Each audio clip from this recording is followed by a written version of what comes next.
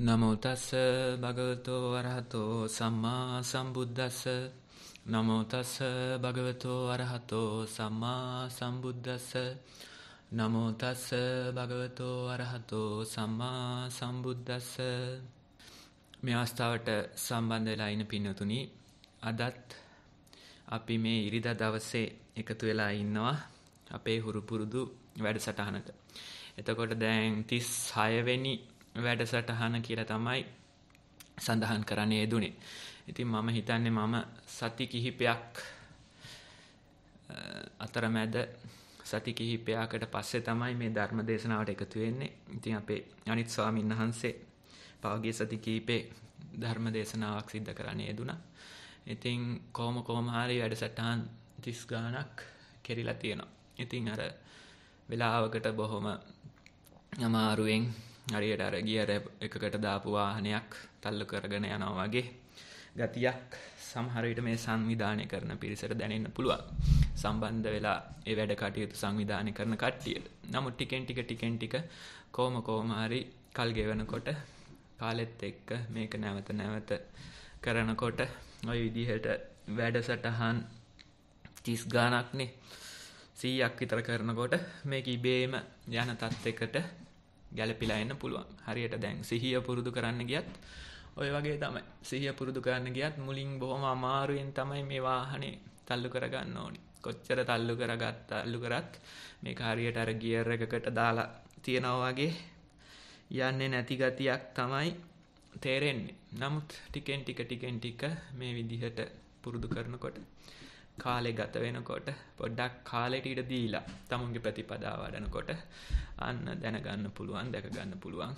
දැන් ටිකෙන් ටික මේ වැඩේ කෙරෙන පාටක්, දැන් ටිකෙන් ටික මේ වැඩේ හරියන පාටක් තේරෙනවා කියලා තමුන්ටම හොයාගන්න පුළුවන් වෙයි. ඉතින් ඒ වගේ උත්සාහයක් දරන, ඒ විදිහට කැමැත්තක් තියෙන පිරිසකට අදත් අපි බලමු යම්කිසි ධර්ම දේශනාවක් සිද්ධ කරගන්න.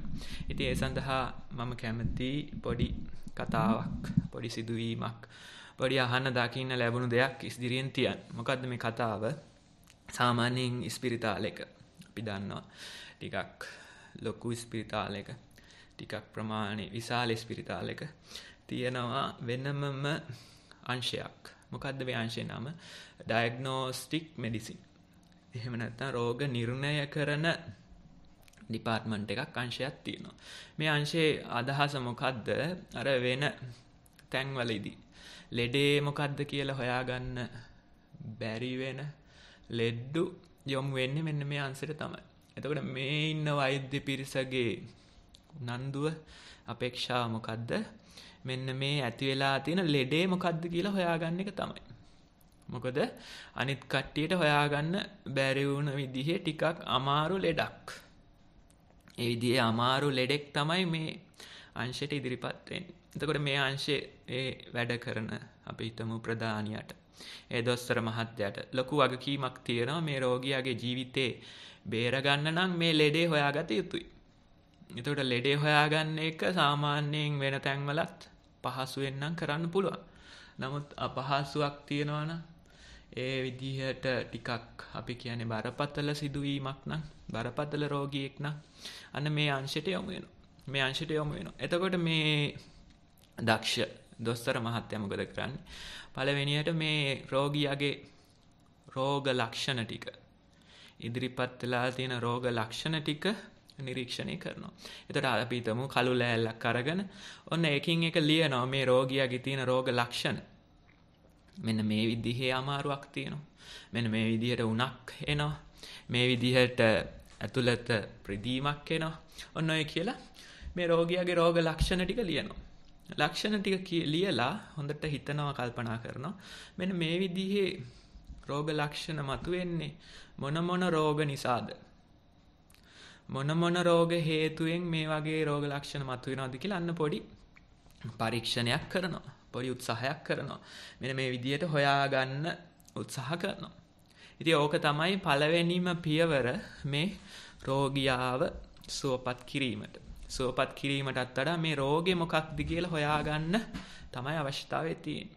රෝගේ හොයාගත්තට පස්සේ එතනින් එහාට තියෙන කාර්යය එච්චර ලොකු දෙයක් නෙමෙයි. එක්ක කිව්ව හැකි උඹට මේක හොඳ කරන්න බැරි රෝගයක් මැරිලා යනවා කියලා.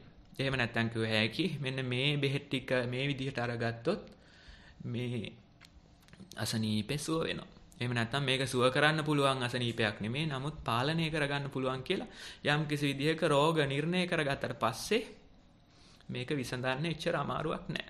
ඉතින් කොහොම හරි මේ රෝගේ හොයාගන්න තමයි මුලින් අපේක්ෂාව තියෙන්නේ. ඉතින් ඔන්න ඔය කතාවත් එක්ක අපි ගලපගෙන අරන් ගියොත් මෙන්න මේ බුදු කෙනෙක් පහළ වෙනවා මේ ලෝකෙ. පහළ වෙලා අන්න ඉතින් මේ වටපිටාව බලනකොට පේනවා හරියට මේ මිනිස්සු එහෙම නැත්නම් මේ සත්වයෝ බොහෝම බරපතල රෝගයකින් පෙළෙනවා වගේ. මෙන්න මේ රෝග ලක්ෂණ බුදුරජාණන් වහන්සේ දකිනවා.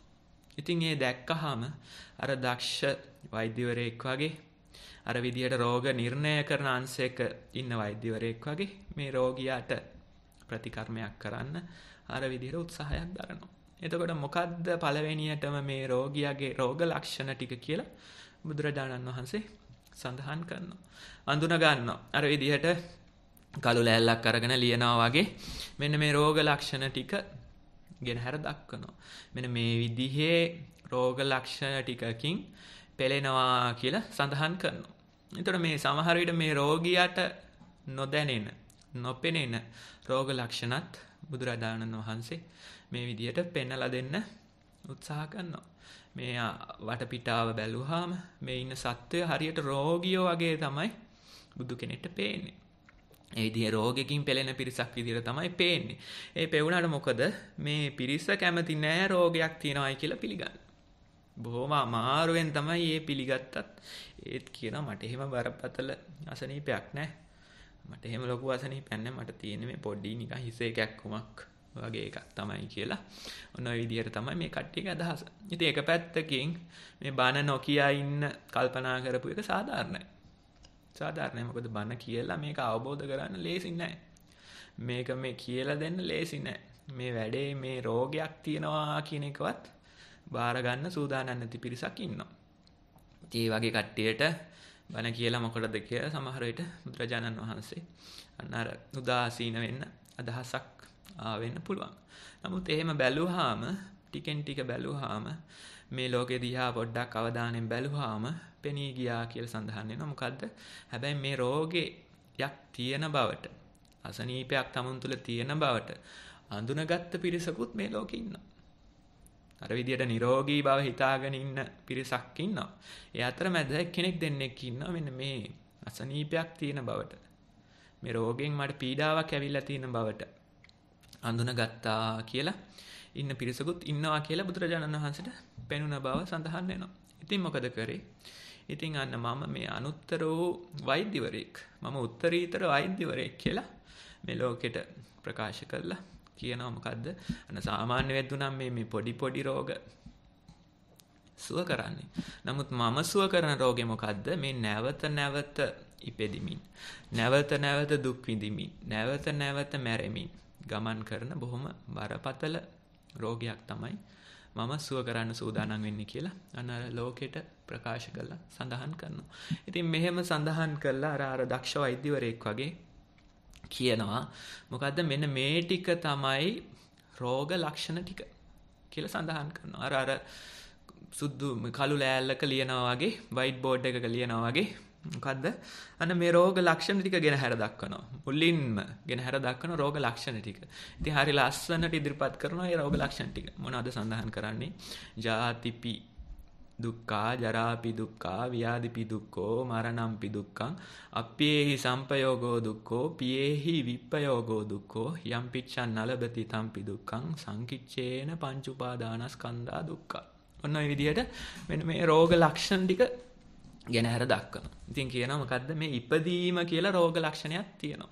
ඒකෙන් මේ සත්වය නැවත පීඩා විඳිනවා. ඉතින් ඔය ඉපදීම කිව්ව ගමන් මේක කට්ටියට ගොඩක් වෙලාවට මේකත් දුකයිද කියලා ප්‍රශ්නයක් මතුවෙන්න පුළුවන්. ඉතින් පොඩ්ඩක් අර හිතලා බැලුවොත් ඒ ක්‍රියාවලිය අර විදිහට වතුර බෑග් එකක වගේ එකක මාස 9ක් විතර ඉඳලා ඊට පස්සේ කොච්චර දුකක් වේදනාවක් විඳිමින්ද මේ ශරීරයෙන් එළියට එන්නේ. මවගේ ශරීරයෙන් එළියට එන්නේ. ඒ ඇවිල්ලා ඒ තියෙන වේදනාව, තියෙන දුක ප්‍රකාශ කරන්නද කොයිද? මහා හැඬිල්ලක් පිට කරනවා. මහා හැඬිල්ලක් පිට කරනවා. අර පළවෙනි හුස්මත් එක්ක මහා හැඬිල්ලක් පිට කරනවා. හරියට අර ආපු විඳපු දුක, ආපු වේදනාව පිළිබඳ ප්‍රකාශයක් හඬා වැළපීමක් කරනවා වගේ. ඉතින් ඕවා මතක නැහැනේ. ඕවා අපිට මතක හිටින්නේ නැහැනේ. ඉතින් ඒකින්ද හිතනවා මේ ඉපදීම දුකක්ද? ඉපදීම කොච්චර ජොලි වැඩක්ද? ළමෙක් ඉපදුනහම කොච්චර අපිට සතුටක් සැනසීමක් තියනවද කියලා. නමුත් ඒ උපත ලබා දෙන මවයි දරුවයි දන්නව ඇති ඒ වෙලාවේදී කොච්චරනම් දුකක් වේදනාවක් විඳින්න වෙනවද කියලා. ඔන්න එතකොට පළවෙනිම රෝග ලක්ෂණය. ඊළඟට කියනවා මොකද්ද මේ වයසට යනවා කියලා ලෙඩකුත් තියෙනවා. ඒ විදිහට රෝග ලක්ෂණයකුත් තියෙනවා කියලා සඳහන් කරනවා. ඉතින් මේකත් අමුතුම විදිහේ රෝග ලක්ෂණයක් තමයි. මොකද්ද? ඔන්න ටික කෙස් සිදෙනවා. ඊට පස්සේ ටික රැවුල ඉදෙනවා. ටික ඇඟේ ලොම් ඉදෙනවා. ඔන්න ඔහොම ටික මේවා සුදු වෙනවා කියලා දකින්න පුළුවන්. ඊළඟට ටික මේ හොඳට පෙනුමට තියෙන හැම රැලි වැටෙන්න පටන් ගන්නවා. ටික මේ හොඳට වැඩ කරන ශරීරේ ආබාධ දෙන්න පටන් ගන්නවා. කොන්දේ අමාරු, දනිස් අමාරු එන්න පටන් ගන්නවා. ඉතින් අර මොකද හොඳට ජයට ඉන්නවා කියලා හිතාන ඉඳියට මොකද ටික අන්න සුදු කෙස් පෙනෙන්න ගන්නවා. ටික ඇඟේ පතේ අමාරු පෙනෙන්න ගන්නවා. ඉතින් ඕක දකින්නකොට ඉතින් අන්න ටික හිතේ අමාරු දුකක්, වේදනාවක්, කරදරයක් විඳින්න වෙනවා. ඔන්න ඔය දෙවැනි රෝග ලක්ෂණය ගැන කියනවා. ඊට පස්සේ කියනවා තුන්වෙනි රෝග ලක්ෂණයකුත් තියෙනවා. මොකද්ද මේක? මේ අසනීප වෙනවා, ලෙඩ වෙනවා කියලා රෝග ලක්ෂණිකුත් තියෙනවා.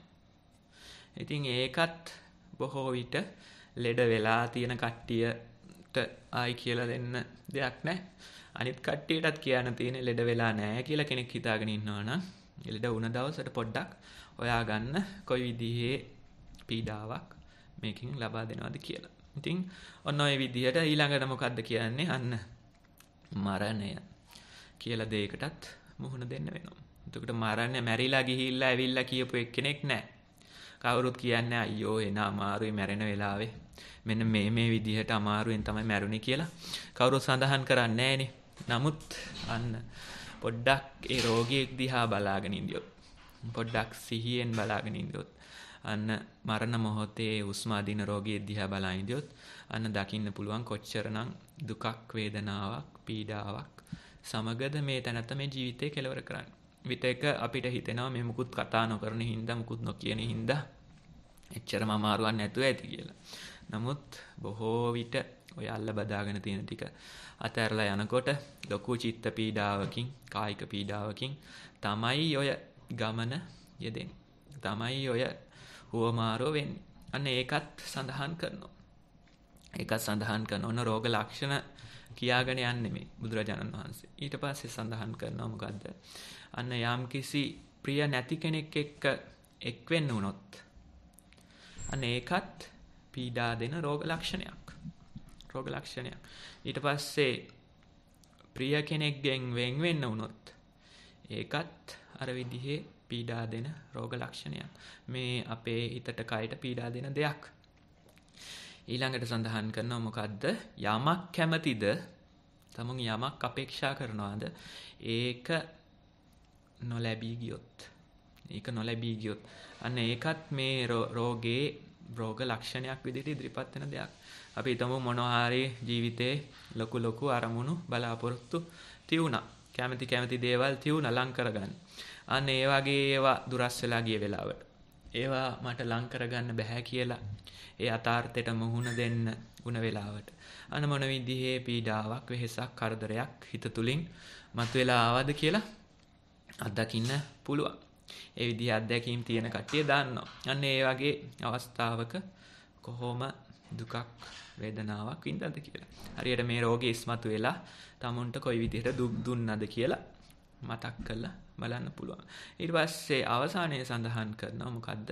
සංකිච්ඡේන පංච උපාදානස්කන්ධා දුක්ඛ. මේ මොනවා නැතත් හැම වෙලේම පීරි ගාන ගතියක් වගේ. හැම වෙලේම කොච්චර කරත් ඉවරයක් නැති ගතියක් වගේ දෙයක් තියෙනවා. ඔන්න ඔක තමයි අවම මට්ටමින් තියෙන රෝග ලක්ෂණය කියලා සඳහන් කරනවා. අර ටික නැති වුණත් හැම වෙලේම මේ පීරි ගාන ගතියක්, කොච්චර දේවල් සතුට ළඟා කරගත්තත් සැනසීමක් නැති ගතියක් හැම වෙලේම පවතිනවා. අන්නේ පැවැත්ම තමයි අවම වශයෙන් මේකේ තියෙන රෝග ලක්ෂණය කියලා සඳහන් කරනවා. ඉතින් ওই කතාව පෙන්ලා දෙන්න හොඳ අවස්ථාවක් තමයි අර පහුගිය දවසක ලොකු ස්වාමීන් වහන්සේ ඒ ටීවී එකේ ධර්ම දේශනාවට ගියාම විනාඩි 2ක් විතර කට්ටියව භාවනා කෙරෙව්වා. එතකොට කැමරාකාරයා අර හෙට අල්ලනවා, මෙහෙට අල්ලනවා, අරයව පෙන්නනවා, මෙහා පෙන්නනවා. අර විනාඩි 2 ඉන්න අමාරුයි. ඉතින් ඔන්න වගේ ගතියක් අපේ ජීවිතවලත් තියෙනවානේ. කොච්චර කරත් තප්පරයක් දෙකක්වත් එක විදියක ඉන්න අමාරුයි. අරක කරන්න හිතනවා, මේක කරන්න හිතනවා. ඉතින් මේ භාවනා කරන්න ගියාම, සතිය පිටවන්න ගියාමත් කට්ටියට එන ලෙඩේ තමයි ඕක. මොකද්ද? මොකක් හරි වැඩක් පටන් ගන්නවා. ටික වෙලාවකින් හිතෙනවා වෙන එකක් කරන්න. තව එකක් කරන්න. ඊට වැඩිය හොඳයි කියලා හිතෙන එකක් කරන්න. ඔහොම පැන අර විදියට කැමරාවෙන් එක එක්කෙනා අල්ලනවා වගේ එක අරමුණු අල්ල ගැනීමක් තමයි සිද්ධ කරන්නේ. ඔන්න එතකොට අන්න ඒ දුක නම් කොහොමත් තියනවා කියලා සඳහන් කරනවා. එහෙම නැත්නම් අන්න ඒ විදිහේ රෝග ලක්ෂණයක් නම් අරවා මොනවා පොඩ්ඩක් අවම වෙලා ගියත් හැම විටම පවතින දෙයක් කියලා සඳහන් කරනවා. එතකොට ඔන්න රෝග ලක්ෂණ ටික ගැන හැර දක්වුවා. ඊට පස්සේ ආපහු අර දක්ෂ වෛද්‍යවරයා දිහාවට ගියොත් මේ තැනත්තා මොකද කරන්නේ? මෙන්න මේ බෝඩ් එක දිහා බලාගෙන, මේ රෝග ලක්ෂණ දිහා බලාගෙන සඳහන් කල්පනා කරනවා, හිතනවා. මෙන්න මේ විදිහේ රෝග ලක්ෂණ ටිකක් ඉදිරිපත් වෙන්නේ මොන වගේ රෝගයක් නිසාද? මොන වගේ රෝගයක් නිසාද? ඒ රෝග ලක්ෂණ වලට ප්‍රතිකාර කරන්න යනවා නම් ඒ වෛද්‍යවරයා බොහොම දුර්වල වෛද්‍යවරයෙක්. දැන් අපි සමහර වෙලාවට උණ හැදුනාම ගිහිල්ලා පැනඩෝල් බෙනවා. පැනඩෝල් බිවට මොකද උණ එන්නේ? ඊට වැඩි එහා ගියපු රෝගයක් හේතුවෙන්. උණ කියන්නේ රෝග ලක්ෂණයක් පමණයි. එතකොට පැනඩෝල් බීලා ඔක මර්ධනය කරාට මොකද? ඊට ගැඹුරෙන් රෝගයක් තියෙනවා. රෝග ලක්ෂණ වලට බෙහෙත් කරාට මොකද? ඊට ගැඹුරෙන් රෝගයක් තියෙනවා. අන්න එතකොට අර වෛද්‍යවරයාත් කල්පනා කරනවා මේ උණට බෙහෙත් දෙන්නේ නැතුව, කැක්කුමට පැනඩෝල් දෙන්නේ නැතුව මෙන්න මේ රෝග ලක්ෂණ ටික ඉදිරිපත් වෙන්නේ මොන විදිහේ රෝගයක් නිසාද? මොන විදිහේ රෝගයක් නිසාද කියලා මේ තැනත්තා කල්පනා කරනවා. කල්පනා කරලා තීරණයක් ගන්න බලනවා. මෙන්න මේ වයසට මේ විදිහේ ශරීර සෞඛ්‍යයක් තියෙන කෙනෙක්, මේ විදිහේ කලින් රෝගාබාධ ඇති වෙච්ච කෙනෙක්, මේ විදිහේ රෝග ලක්ෂණ තියෙන කෙනෙක්. අන්න මොන වගේ හේතු කාරණා පදනම්මද? එතකොට මේ රෝග ලක්ෂණ ටික ඇවිල්ලා තියෙන්නේ කියලා අන්න යම්කිසි සෙවීමක්, බැලීමක් කරනවා. අන්නේ සෙවීම බැලීම තුලින් මෙන්න මේක තමයි රෝගය කියලා අන්න අඳුන ගන්න උත්සාහයක් ගන්නවා. මේක තමයි රෝගය කියලා යම්කිසි නිර්දේශයක් කරනවා. අන්න එතකොට දෙවැනි අවස්ථාව, දෙවැනි පියවර අර රෝග ලක්ෂණ මත පදනම් වෙලා රෝගය මොකද්ද කියන එක හොයා ගන්නවා කියන එක දෙවැනි පියවර. ඉතින් ඒ රෝගය කියන එක මොකද්ද කියලා හොයාගන්න එක හා සමානයි බුදුරජාණන් වහන්සේ සඳහන් කරනවා මෙන්න මේ රෝග ලක්ෂණ ටික මතුවෙන්නේ මොකක් නිසාද? මේ රෝග ලක්ෂණ සියල්ලම ඇවිල්ලා තියෙන්නේ මොන රෝගය නිසාද කියලා කල්පනා කරනවා. සඳහන් කරනවා. ඒතකොට සඳහන් කරනවා මෙන්න මේ තණ්හාව කියන රෝගය නිසා තමයි මෙන්න මේ රෝග ලක්ෂණ ටික ඔක්කොම ඉදිරිපත් වෙලා තියෙන්නේ. මෙන්න මේ තණ්හාව කියන රෝගයක් අපේ හිත තුල, අපේ මනස තුල, අපේ හදවත තුල තියෙනවා. අන්නේ රෝගයේ ප්‍රතිඵල විදිහට ඔන්න ඔය විදිහේ රෝග ලක්ෂණ ටිකක් ඇවිල්ලා තියෙනවා. නැවත නැවත උපදිනවා. නැවත නැවත ලෙඩ වෙනවා. නැවත නැවත වයසට යනවා. නැවත නැවත මැරෙනවා. නැවත නැවත අප්‍රියයන් හා එක් වෙන්න වෙනවා. නැවත නැවත ප්‍රියයන්ගෙන් වෙන්න වෙනවා. නැවත නැවත අර ලබා ගන්න කැමති දේවල් නොලැබෙනවා. ඒ වගේම නැවත නැවත අර තමුන්ට මේ පංච උපාදානස්කන්ධා දුක්ඛ කියලා අපි සඳහන් කරේ. යම් කිසි පීරි ගෑමක් එක්ක ජීවත් වෙන්න සිද්ධ වෙනවා. ඒ පීරි ගෑම මොනවා හරි උඩින් දාලා අලුත් දෙයක් කළා නවත්ත ගත්තට මොකද? ආපහු මතුවලා එනවා. එතකොට ඔන්න ඔය රෝග ලක්ෂණ සියල්ලම මතුවෙන්නේ මෙන්න මේ තණ්හාව නැමැති රෝගය නිසා කියලා බුදුරජාණන් වහන්සේ සඳහන් කරනවා. නොය සියල්ලටම හේතුව මේක කියලා සඳහන් කරනවා. ඔන්න එතකොට දෙවැනි පියවරත් සම්පූර්ණයි. ඊළඟ තුන්වෙනි පියවර විදිහට අර දක්ෂ වෛද්‍යවරයා කියනවා මෙන්න මෙහෙම දෙයක්. මේ රෝගය දැන් අඳුනගත්තා. එතකොට මේ රෝගේ සුව කරන්න පුළුවන් එකක්ද? බැරි එකක්ද? එහෙම නැත්නම් මේ රෝගේ යම් කිසි පමණක මර්ධනය කරගෙන ජීවත් වෙන්න ඕන එකක්ද කියලා සඳහන් කරනවා. ඒතර තමුන් දන්නවා දැන් මේ රෝගේ එක්කෝ නිට්ටාවට සුව කරන්න පුළුවන්. එහෙම නැත්නම් මේ රෝගේ සුව කරන්න බෑ ඔබ මැරිලා යනවා. එහෙමත් නැත්නම් කියනවා මේ රෝගේ පාලනය කරගෙන ඉන්න පුළුවන්. මේක නිට්ටාවට සුව වෙන්නේ නැහැ. නමුත් අන්න යම් කිසි පාලනයක් ඇති කරගන්න පුළුවන් මේ රෝගෙට කියලා. අන්න යම් කිසි විදිහක නිර්දේශයක් කරනවා. ඉතින් ඒ වගේම බුදුරජාණන් වහන්සේ සඳහන් කරනවා මෙන්න මේ රෝගේ නිට්ටාවට සුව කරන්න පුළුවන්. මේ නිට්ටාවට සුව කරන්න පුළුවන්. මොකද්ද සුව කරන ක්‍රමේ? මෙන්න මේ තණ්හාව කියන එක වත් කළා දාන්න ඕනේ.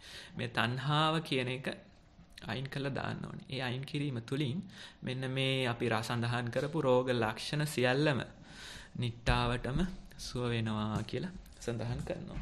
එහෙම නැත්නම් අර විදිහට රෝග ලක්ෂණ තියුණට මේ රෝගේ නිදානේ අයින් කරාම මේ රෝග ලක්ෂණ ඉබේම නැති වෙලා යනවා කියලා සඳහන් කරනවා. අර විදිහට උණ ලක්ෂණයක් ඇවිල්ලා තියුණා නම් රෝගේ සුව වෙනකොට ඉබේම උණ නැති වෙලා යනවා. රෝගේ සුව වෙනකොට ඉබේම අර අභ්‍යන්තර ඉන්ද්‍රියන් රිදෙන එක නැති වෙලා යනවා. රෝගය සුව වෙනකොට ඉබේම අර ඔළුවට එන වෙහෙස නැති වෙලා යනවා කියලා සඳහන් කරනවා. ඔන්න එතකොට තුන්වෙනි පියවර. ඊළඟට හතරවෙනි පියවරක් විදිහට ගෙන හැර දක්වනවා. මෙන්න මේ රෝගය සුව වීම සඳහා ගත යුතු බෙහෙත. මෙන්න මේ බෙහෙතෙන් මේ මාත්‍රය මෙන්න මේ විදිහට අරගන්න.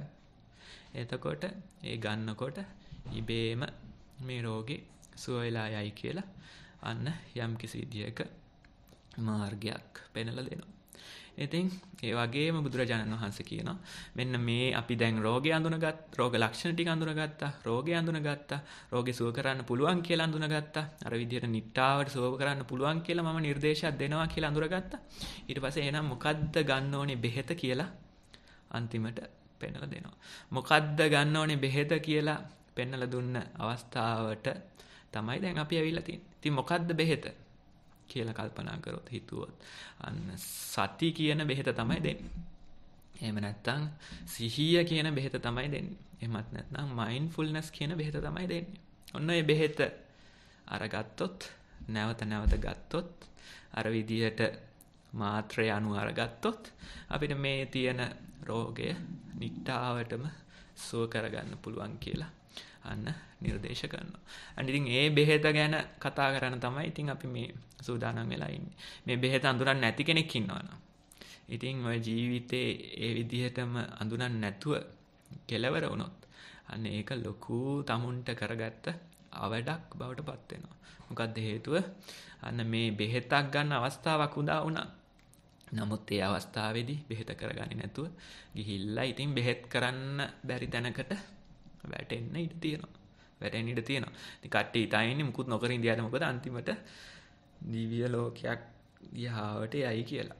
එහෙම නැත්නම් අඩුම ගානේ මනුස්ස ලෝකේ හරි ජීවිතේ ලැබෙයි කියලා. මෙච්චර මේ අවුලක් නැතුව තව ටිකක් හොඳ පවුලක වගේ තව ටිකක් යම් කිසි වටිනාකමක් තියෙන පවුලක වගේ ඉපදෙයි කියලා තමයි කට්ටිය හිතාගෙන ඉන්නේ. නමුත් ඔය ගමන ගොඩක් වෙලාවට සමබර වෙන්නේ මෙහෙ නෙමෙයි. ඊට වැඩිය පහළට ගිහිල්ලා තමයි සමබර වෙන්නේ. සාමාන්‍ය තිරිසන් ලෝකෙක, പ്രേත ලෝකෙක වගේ තමයි ওই ගමන සමබර වෙන්නේ. ඉතින් අමාරු අවස්ථාවක අර නිරය වගේ තැනකට යනවා.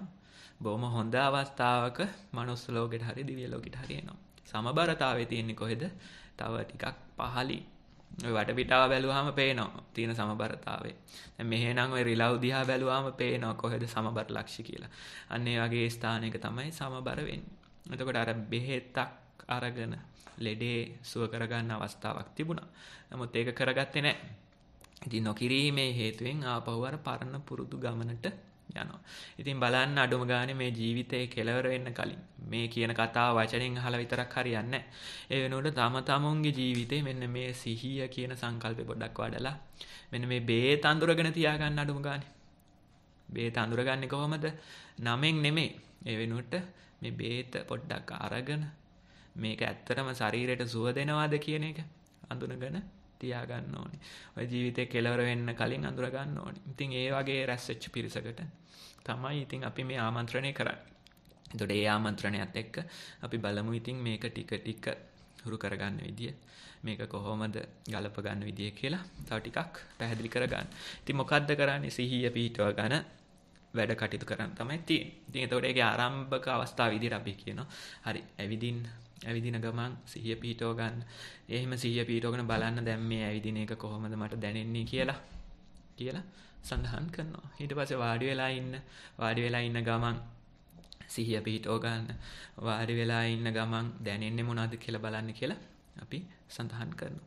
ඉතින් මේ පමණින් උපදේශක් ලැබුණත් ඇති. අපි විවෘත මනසකින් බලනවා. නමුත් එහෙම විවෘත නැහැ අපි. ඇවිදින ගමන් සිහිය පිහිටවන්න කිව්ව ගමන් අහනවා. මේ ඇවිදින ගමන් සිහිය පිහිටවන එකේ අපේක්ෂාව මොකද්ද කියලා අහනවා. එතකොට නැවත ප්‍රශ්නයක් නගනවා. එතකොට වාඩි වෙලා ඉන්න ගමන් කරන එක ගැන එහෙම ප්‍රශ්නයක් නැද්ද කියලා වහම කියනවා. වාඩි වෙලා ඉන්න එක ගැන එහෙම ප්‍රශ්නයක් නැහැ. ඇවිදින එක ගැන තමයි මගේ ප්‍රශ්නේ තියෙන්නේ කියලා සඳහන් කරනවා. අර බුදුරජාණන් වහන්සේ කියන කෙලෙස් තවන එක ගැන කතා කරන හැම තැනකම කියනවා ඇවිදිමින් හිඳිමින් කෙලෙස් තවන්න කියලා. නමුත් අර ඇවිදිමින් කැලල ඇහෙන්නේ නැහැ. ඒක පිළිගන්න සූදානම් නැහැ. ඒක නම් භාවනාවක් නෙමෙයි කියන මතවාදයකට ගිහිලා තියෙනවා. ඉතින් ඕක නිසාම මම බැලුවා නිකන් මේ සක්මන ගැන ත්‍රිපිටකයේ කොච්චරනම් ස්ථානවල තියෙනවද කියලා. බැලුවාම 100 ගාණක් තියෙනවා. 100 ගාණක් තියෙනවා. ඒක අවස්ථාවල බුදුරජාණන් වහන්සේ සක්මන් කර ඉන්නකොට අන කට්ටිය ඇවිල්ලා අහපු ප්‍රශ්න තියෙනවා. ඊට පස්සේ සක්මන් කර ඉන්නකොට ඇවිල්ලා මේ බමුණෝ බලා ඉඳලා තියෙනවා. ඔන්න ඔය විදිහේ නොයෙකුත් කතන්දර තියෙනවා. සක්මන් කර ඉන්නකොට තව හාමුදුරුවෝ ඇවිල්ලා බුදුහාමුදුරුවෝ එක්ක සක්මන් කරලා තියෙනවා. ඊට පස්සේ සක්මන් කරනවාද කියලා අහලා අන්න සමහර වෙලට ධර්ම දේශනා සිද්ධ කරලා තියෙනවා. ඔන්න ඔය වගේ නොයෙකුත් කතන්දර තියෙනවා. නොයෙකුත් අවස්ථා තියෙනවා. ඒ අවස්ථාවල අන්න සක්මන පිළිබඳ තොරතුරු සඳහන් වෙනවා. නමුත් සක්මන කියපු ගමන් ඇවිදීම කියපු ගමන් ඔන්න අහනවා මොකද්ද? මේ එහෙම එකකුත් තියෙනවා. ඒක කිරීමේ අපේක්ෂාව මොකද්ද? කියලා තරමට ඔන්න ප්‍රශ්න මතුවෙනවා. කොහොම හරි තේරුම් ගත්තොත් ඇවිදින ගමන් සිහිය පිහිටවන්න අවශ්‍යයි. වාඩි වෙලා ඉන්න ගමන් සිහිය පිහිටවන්න අවශ්‍යයි. මේ අවස්ථා දෙකේ සිහිය පිහිටවීම තුලින් අපේ පරමාර්ථය මොකද්ද? අදහස මොකද්ද? අන්න මුළු දවස පුරාම සිහියක් පිහිටවන්න තමයි අවශ්‍යතාවය තියෙන්නේ. දවස පුරාම සිහිය පිහිටවගෙන වැඩ කටයුතු කරන තමයි උනන්දුව තියෙන්නේ. නමුත් ඒ හුරුව එකපාරට ගන්න බැරි නිසා අර කලබල කරදර සහිත ස්ථානයක එකපාරට සිහිය පිහිටවන්න බැරි නිසා අන්න ටිකෙන් ටික උත්සාහ කරනවා. මොකද්ද? තමුන් අර වාඩි වෙලා ඉන්න ගමන් ඇවිදින ගමන් විවේකීව මේක පුරුදු කරන්න. ඒ පුරුදු කරන කෙනා ටිකෙන් ටික තේරුම් ගන්නවා එදිනෙදා ජීවිතෙත් පොඩි අවස්ථාවලදී මට සිහිය පිහිටව ගන්න පුළුවන්. එදිනෙදා ජීවිතෙත් වැඩ කරන ගමන් අතුපතු ගාන ගමන් පොල් ගාන ගමන් ඊට පස්සේ කඩේට ඇවිදගෙන යන ගමන් ටිකක් සිහිය කරපුළු තියාගන්න පුළුවන් කියන ඇඳින ගැනීම කරන්න පුළුවන්. අර විදිහට මුලින් අතනින් පටන් ගන්න කෙනෙක්ට. එහෙම පටන් ගන්න ටිකෙන් ටික කරගෙන යන කෙනෙක්ට. අත් නෑර කරන කෙනෙක්ට මෙන්න මේ විදිහේ තමුන්ට අත්දැකීමක් ලං කරගන්න පුළුවන්. අන්න ඒ අත්දැකීම තුලින් අපි උත්සාහ කරනවා දවස පුරාම අපිට සිහිය පවත්වන්න පුළුවන්. දැන් මෙහි ආම කෙනෙක් අපි කියනවා පැය 8ක් සක්මන් පරයන්ක විදියට භාවනා කරන්න තියෙනවා කියලා. ඉතින් සාමාන්‍ය යොමු කිරීමක් කරනවා. ඉතින් පැය 8ක් තියෙනවා සවයින්නාස කියලා. ඉතින් කොහොම හරි දවස් 2ක් 3ක් ගියාට පස්සේ දවස් 2-3ක් හම්බ වෙනකොට ඔන්න කියනවා මම ඉතින් එදා නම් කිව්වේ පැය 8යි කියලා. නමුත් ඇත්තටම පැය 18ක් තියෙනවා අවදි වෙ ඉන්න වෙලාව. ඊට පස්සේ පැය 6ක් තියෙනවා නිදියගෙන ඉන්න වෙලාව. ඒ වෙලාවල් වලත් සිහිය පිහිටවන්න අවශ්‍යයි කියලා සඳහන් කරනවා. ඉතින් මුලින් දවසේ කිව්වා නම් එහෙම පැය 18ක් කියලා මෙතනත්ත ගෙදර යන ස්වරූපයක් තමයි තියෙන්නේ. නමුත් අන්න ටික දවස් 2-3ක් ගියාට පස්සේ කියනවා පැය 18ක් 24ක් විතර භාවනාවේ මේ දෙන්න තියෙනවා. මොකද්ද භාවනාව? තමුන් යම් වැඩක් කරනවාද? ඒ වැඩේ පිළිබඳ අවධානයක් සිහියක් පිහිටවගෙන කල්ගත කිරීම තමයි තියෙන්නේ. එතනින් එහාට ගියප එකක් නැහැ. එතකොට අන්න යම් වැඩක් කරනවා. ඒ වෙලාවට බලනවා මේ වැඩේ ගැන අවධානය මොකද්ද? මේ වැඩේ ගැන සිහිය මොකද්ද කියලා බලනවා. ඉතින් ඔය සංකල්පයෙන් පහුගිය දවසක මොකද්ද මම පොඩි ළමයින්ගේ වැඩසටහනක් කරන්න ගිහිල්ලා අන්න එතන මේ අපි අහලා තියෙන කාඩොන් එකක් විනීදපු කියලා සමහර විට අහලා ඇති. එන්නේ ඒ වලහයි තව සතෙකුයි අතර සංවාදයක්. මේ වලහානවා මේ දවස මොකද්ද? මේ දවස මොකද්ද කියලා අහනවා. ඒ තමුන්ගේ යහළුවගෙන්. එතකොට යාළුවා උත්තර දෙනවා අද දවසනේ මේ තියෙන්නේ. අදනේ දවස කියලා උත්තර දෙනවා. it's today කියලා තමයි කියන්නේ. මේ අද දවසනේ කියලා කියනවා. එතකොට අර වලහා අලුතෙන් ප්‍රශ්න නගන වෙනුවට කියනවා මොකද්ද? මම කැමතිම දවස. මම කැමතිම දවස තමයි මේ අද දවස කියලා සඳහන් කරනවා. එතකොට මේ සිහිය පුරුදු කරන්න මෙන්න මේ මම කැමතිම මොහොත තමයි මේ ගෙවෙන්නේ. මම කැමතිම වැඩේ තමයි මේ කරන්නේ. මම කැමතිම දවස තමයි අද.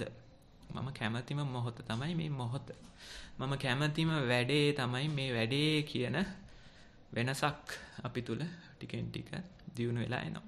අන්න අර වෙනදාට මහා එපා කරපු විදිහට කරපු ඔය පොඩි වැඩ වෙනදාට හැමදාම කරන වැඩ තියෙන්නේ. කැසිකිලි කරනවා, දත් මදිනවා, මූණ හොදනවා. ඔය වගේ දේවල් තියෙනවානේ, රෙදි හොදනවා. ඒ වගේ දේවල් එපාම කරපු වැඩ.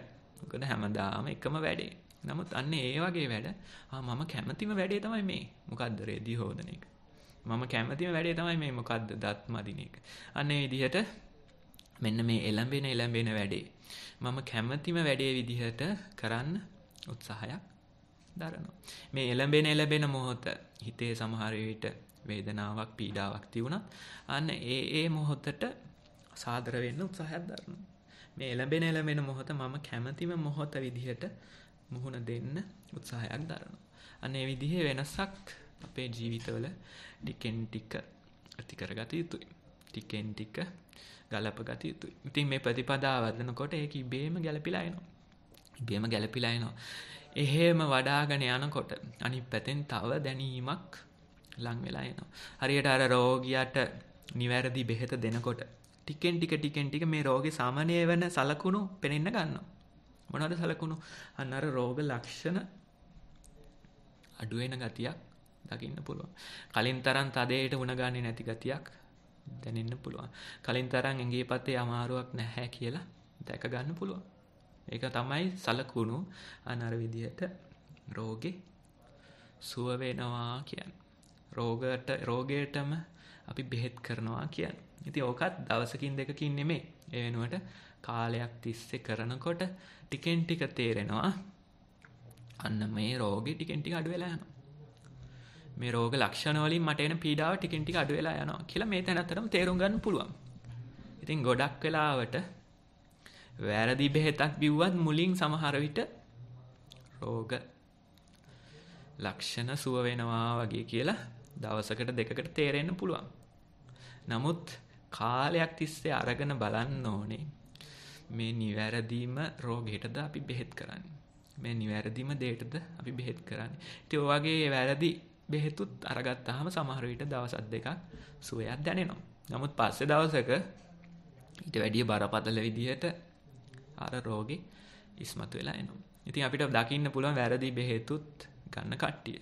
මේ වටිනා බෙහෙත තිවිද්දි වෙන තේරුමක් නැති දේවල් පස්සේ ගිහිල්ලා දවසකට දෙකකට තුනකට මේ සැනසීමක් ඇති කරගන්න කට්ටිය අපිට දකින්න පුළුවන්. සමහර විට මේ බොහොම ජව සම්පන්න තරුණ පිරිස එකතු වෙලා ඔය Facebook වගේ ඒවත් ලොකු ව්‍යාපාර කරමින් මොනවද කරන්නේ? මේ පින්කම් කරනවා. ඉතින් මොකද කරන්නේ? මේ කට්ටිය හැමදාම සතියන්තයට අන්න දවස් දෙකක් ගලපගෙන කොහේ හරි ආරණ්‍යයකට කොහේ හරි තැනකට ගිහිල්ලා අන්න ඉතින් ලොකු දෙයක් කරනවා. සමහර විට කුටියක් හදලා දෙනවා. සමහර විට තීන්ත ගාලා දෙනවා. ඔන්න වගේ වැඩ කරනවා. ඉතින් අර දවස් දෙකක් විතර ඉතින් ගිහිල්ලා පොඩි ට්‍රිප් එකක් ස්වරූපෙන් ගිහිල්ලා පොඩි ජොලියකුත් දාලා අර විදිහ වැඩකුත් කළා ෆොටෝ ටිකකුත් අරගෙන ඊට පස්සේ තමන්ගේ Facebook ප්‍රොෆයිල් එකේ අන්න දානවා මොකද්ද මෙන්න අපි මේ විදිහේ පින්කමක් කරා බලන්න වැඩේ ෂෝක් නේද කියලා. ඉතින් කට්ටිය ෂෝක් කියලා ඉතින් රිප්ලයි කරනවා කමෙන්ට් කරනවා. ඉතින් ওই විදිහේ දේවල් ওই විදිහේ බේත් වලිනුත් මේ රෝගේ සුව වෙනවා කියලා දකින්න කට්ටිය ඉන්න පුළුවන්. එහෙම කට්ටිය ඉන්නවා. ඉතින් ඒගොල්ලන්ට ඉතින් ඕක කියලා වැඩකුත් නැහැ. අර මග මානවකයා වගේ කට්ටියත් එක්ක ගිහිල්ලා එහෙට වෙලා තාවතින්සේ රන් කරගෙන ඉන්න තමයි ඔය බලාපොරොත්තු තියෙන්නේ. ඉතින් කමන්නේ නැහැ. ගිහිල්ලා ඉඳලා ඉන්නත් පුළුවන්. හැබැයි මොකද වැඩේ? ඉඳලා ටික දවසකින් ආපහු අර පරණ ගමනට වැටෙනවා. එකයි තියෙන භයානකත්වය. දැන් ඔය හරක් මස් කඩෙන් නිදහස් කළ පින් කියලා මේක ගැංගි ගහලා මේකව පාරට හරි කොහෙට හරි අතාරිනවා. අතෑරියට මොකද වෙන්නේ?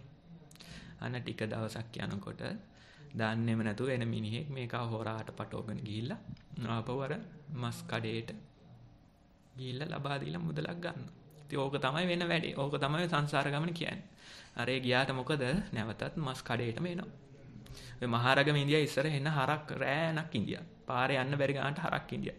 නමුත් ටිකෙන් ටික කට්ටිය බොහොම උනන්දුවෙන් අවධානයෙන් මේ හරක්ගේ යහපත සැලසුවා. හරක් ටික ඔක්කොම ඒ සුදුසු ස්ථාන වලට ගිහිල්ලා බාර දුන්නා. එකපාර ඔක්කොමත් නෙමෙයි දවසකට එකෙක් දෙන්නෙක් වගේ රැට නිවැරදි ස්ථානයකට ගිහිල්ලා බාර දුන්නා. ඉතින් ඔය වගේ ජීවිතයක් තමයි අපිටත් උරුම වෙන්නේ. ඉතින් අර හේ යන්න පුළුවන්. ගිහිල්ලා ඉන්න පුළුවන්. ඉඳලා ආපහු හැබැයි අර මස් කඩේටම ඇවිල්ලා වැටෙනවා. ඉතින් ඔන්න ඔය විදිහේ දේවල් තමයි අපි ගොඩක් වෙලාවට බෙහෙත් විදියට අරගන්නේ. නමුත් අන්න නිවැරදි බෙහෙත ගත්තොත්, නිවැරදි විදියට දිගට අරගත්තොත් තම තමුන්ටමත් දකින්න පුළුවන් මොකද්ද? මගේ මේ ලෙඩේ ටිකෙන් ටික සුව වෙනවා. ලෙඩේ සුව වෙනවා කියලා කොහොමද දන්නේ? අන්න රෝග ලක්ෂණ ටිකෙන් ටික අඩු වෙනවා. ඇඟට පතට සනීපයක් එනවා. හිතේ කලින් තරම් දුකක් වේදනාවක් නැති ආකාරයක් දකින්න පුළුවන්. ඉතින් ඔන්න ඔය විදිහට මෙන්න මේ රෝගේ සුව වෙනවා. ඉතින් ඒක ආරම්භ කරන කෙනෙක්ට බොහොම උනන්දුවෙන් උත්සාහයෙන් කරන්න පුළුවන්. නමුත් කාලයක් තිස්සේ කරගෙන යනකොට, කාලයක් තිස්සේ උත්සාහ කරනකොට අන්න මොකද වෙන්නේ? යම්කිසි පරිවර්තන කාලයක් උදා වෙලා එනවා. මේ ප්‍රතිපදාවේ යම්කිසි පරිවර්තනයක් උදා වෙලා එනවා. දැන් අපි පටන් ගන්න අවස්ථාව ගත්තොත් බොහොම ලොකු සද්ධාවකින් තමයි මේක පටන් ගන්න. බොහොම ගෞරවයක් තියෙනවා. බොහොම සද්ධාවකින් මේ ප්‍රතිපදාවට වැටෙනවා. නමුත් මොකද වෙන්නේ? අවුරුද්දක් හමාරක් ගත වෙනකොට, කාලේ ගෙවෙනකොට අන්න අර තියෙන ගෞරවය, අර තියෙන සද්ධාව ටිකෙන් ටික දිය වෙලා යනවා. ටිකෙන් ටික අඩු වෙලා යනවා. ඒක ඉතින් ඒ පුද්ගල දෝෂයක් නෙමෙයි, ඒක ස්වභාවිකයි. අර එනකොට තියුණු සද්ධාව ටික දවසකින් තියෙන්නේ නැහැ. නමුත් ඒ වෙනකොට තමුන් තුල යම්කිසි වෙනසක් ඇති කරගෙන තිබිය යුතුයි. මොකද්ද වෙනස? අන්න සද්ධාව කියන දේ ප්‍රඥාවෙන් ප්‍රතිස්ථාපනය කළා තියෙන්න ඕනේ වෙනකොට. මේ ප්‍රතිපදාව වඩලා තියෙන්න ඕනේ. ඒ වැඩිම තුලින් මොකද වෙන්නේ? අර මුල දවස්වල අන්ධ භක්තියෙන් කරාට මොකද? දැන් නුවණින් කරනවා. මුල දවස්වල අන්ධ භක්තියෙන් කට්ටියට වැන්දට මොකද? දැන් නුවණින් කරනවා. මුල දවස්වල අන්ධ භක්තියෙන් සිල්පද රැක්කට මොකද? දැන් නුවණින් කරනවා. ඔන්න ඒ වෙනස උනේ නැත්තම් හරි භයානක තත්යකට මේ තැනත්තා ඇද වැටෙනවා. හරියට අර සර්පයෙක්ගේ වලිගෙන් ඇල්ලුවා වගේ. ඒ ඉන්න පිරිසට ගෞරවයක් නැහැ. මේ වඩන ප්‍රතිපදාවට ගෞරවයක් නැහැ.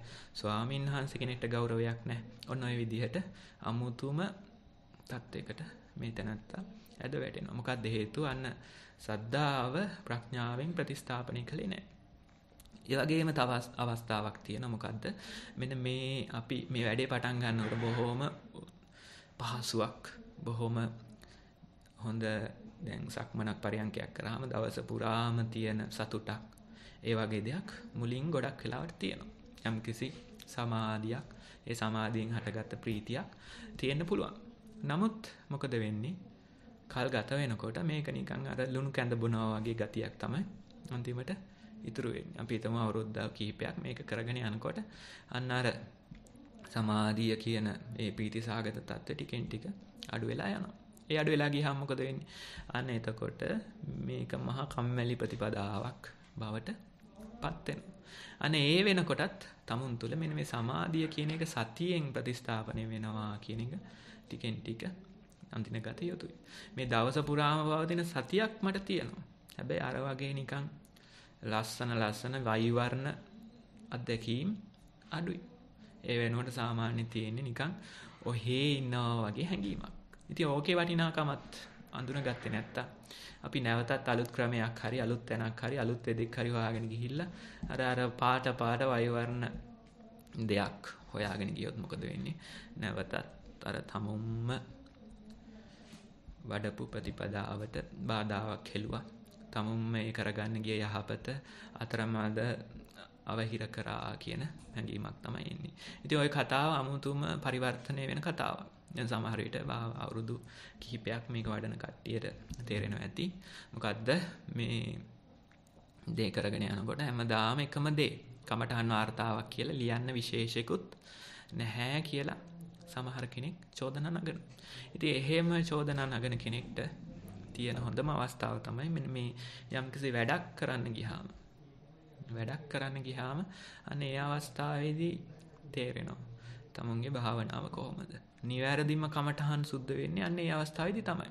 මුලින් අර වාර්තා ලියලා සුද්ධ කරගත්තන මොකද පහු වෙනකොට යම්කිසි වැඩකේ දෙන්න ඕනේ. වැඩක දුනහම ගුරුවරු විදිහට ඔය වටපිටාවේ ඉන්න පිරිස බොහෝ වෙලාවට වැඩ කටයුතු කරනවා. දැන් අපි හිතමු උදාහරණයක් විදිහට දැන් මේකේ මේ සංවිධානය කරන කීප දෙනෙක් ඉන්නවානේ. ඒගොල්ලන්ගේ කමටහන් නම් ඉබේම සුද්ධ වෙනවා. මොකද හේතුව අන්න වැඩක් කරන්න ගියාම අනාගන්නේ නැතුව එක කට්ටිය එක්ක ගැටෙන්නේ නැතුව එක ප්‍රශ්න ඇති කරගන්නේ නැතුව මේ වැඩේ කරන්නේ කොහොමද කියලා අන්න ගලප ගන්න අවස්ථාවක් උදා වෙලා එනවා. ටයිම් සෝන් පටලව ගන්න නැතුව මේක කරන්නේ කොහොමද කියලා ගලප ගන්න අවස්ථාවක් උදා වෙලා එනවා. අන්න ඒ වගේ වෙලාවකට දකින්න පුළුවන්, අත්දකින්න පුළුවන්.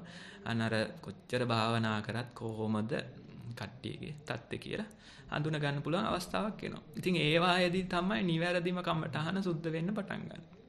ඒකයි කියන්නේ යම්කිසි වැඩකේ දෙන්නේ. යම්කිසි බාහිර පරිසරයට හානියක්, තමුන්ට හානියක් නොවන වැඩකේ දෙන්න. ඒ වැඩේ කරන ගමන් බලන්න. රැකී ආරක්ෂාවලට යන්න ගිහිල්ලා ඒ ගමන් බලන්න. දුදරුවෝ ඒ පෞල් ජීවිත ගත කරන්න. ඒ ගමන් බලන්න කියලා දැක්කොත් අන්න ටිකෙන් ටික අඳුන ගන්න පුළුවන්. දැන් ඉතින් කමටහන් සුද්ධ වෙන්නේ එන්නේ වගේ අවස්ථාවලදී තමයි. කියලා අඳුන ගන්න පුළුවන් ශක්තියක් දිනලා එන්න පුළුවන්. ඉතින් ඒක ටිකෙන් ටික දියුණු කරගත යුතු තමුන් තුළ ඇති කරගත යුතු ශක්තියක්.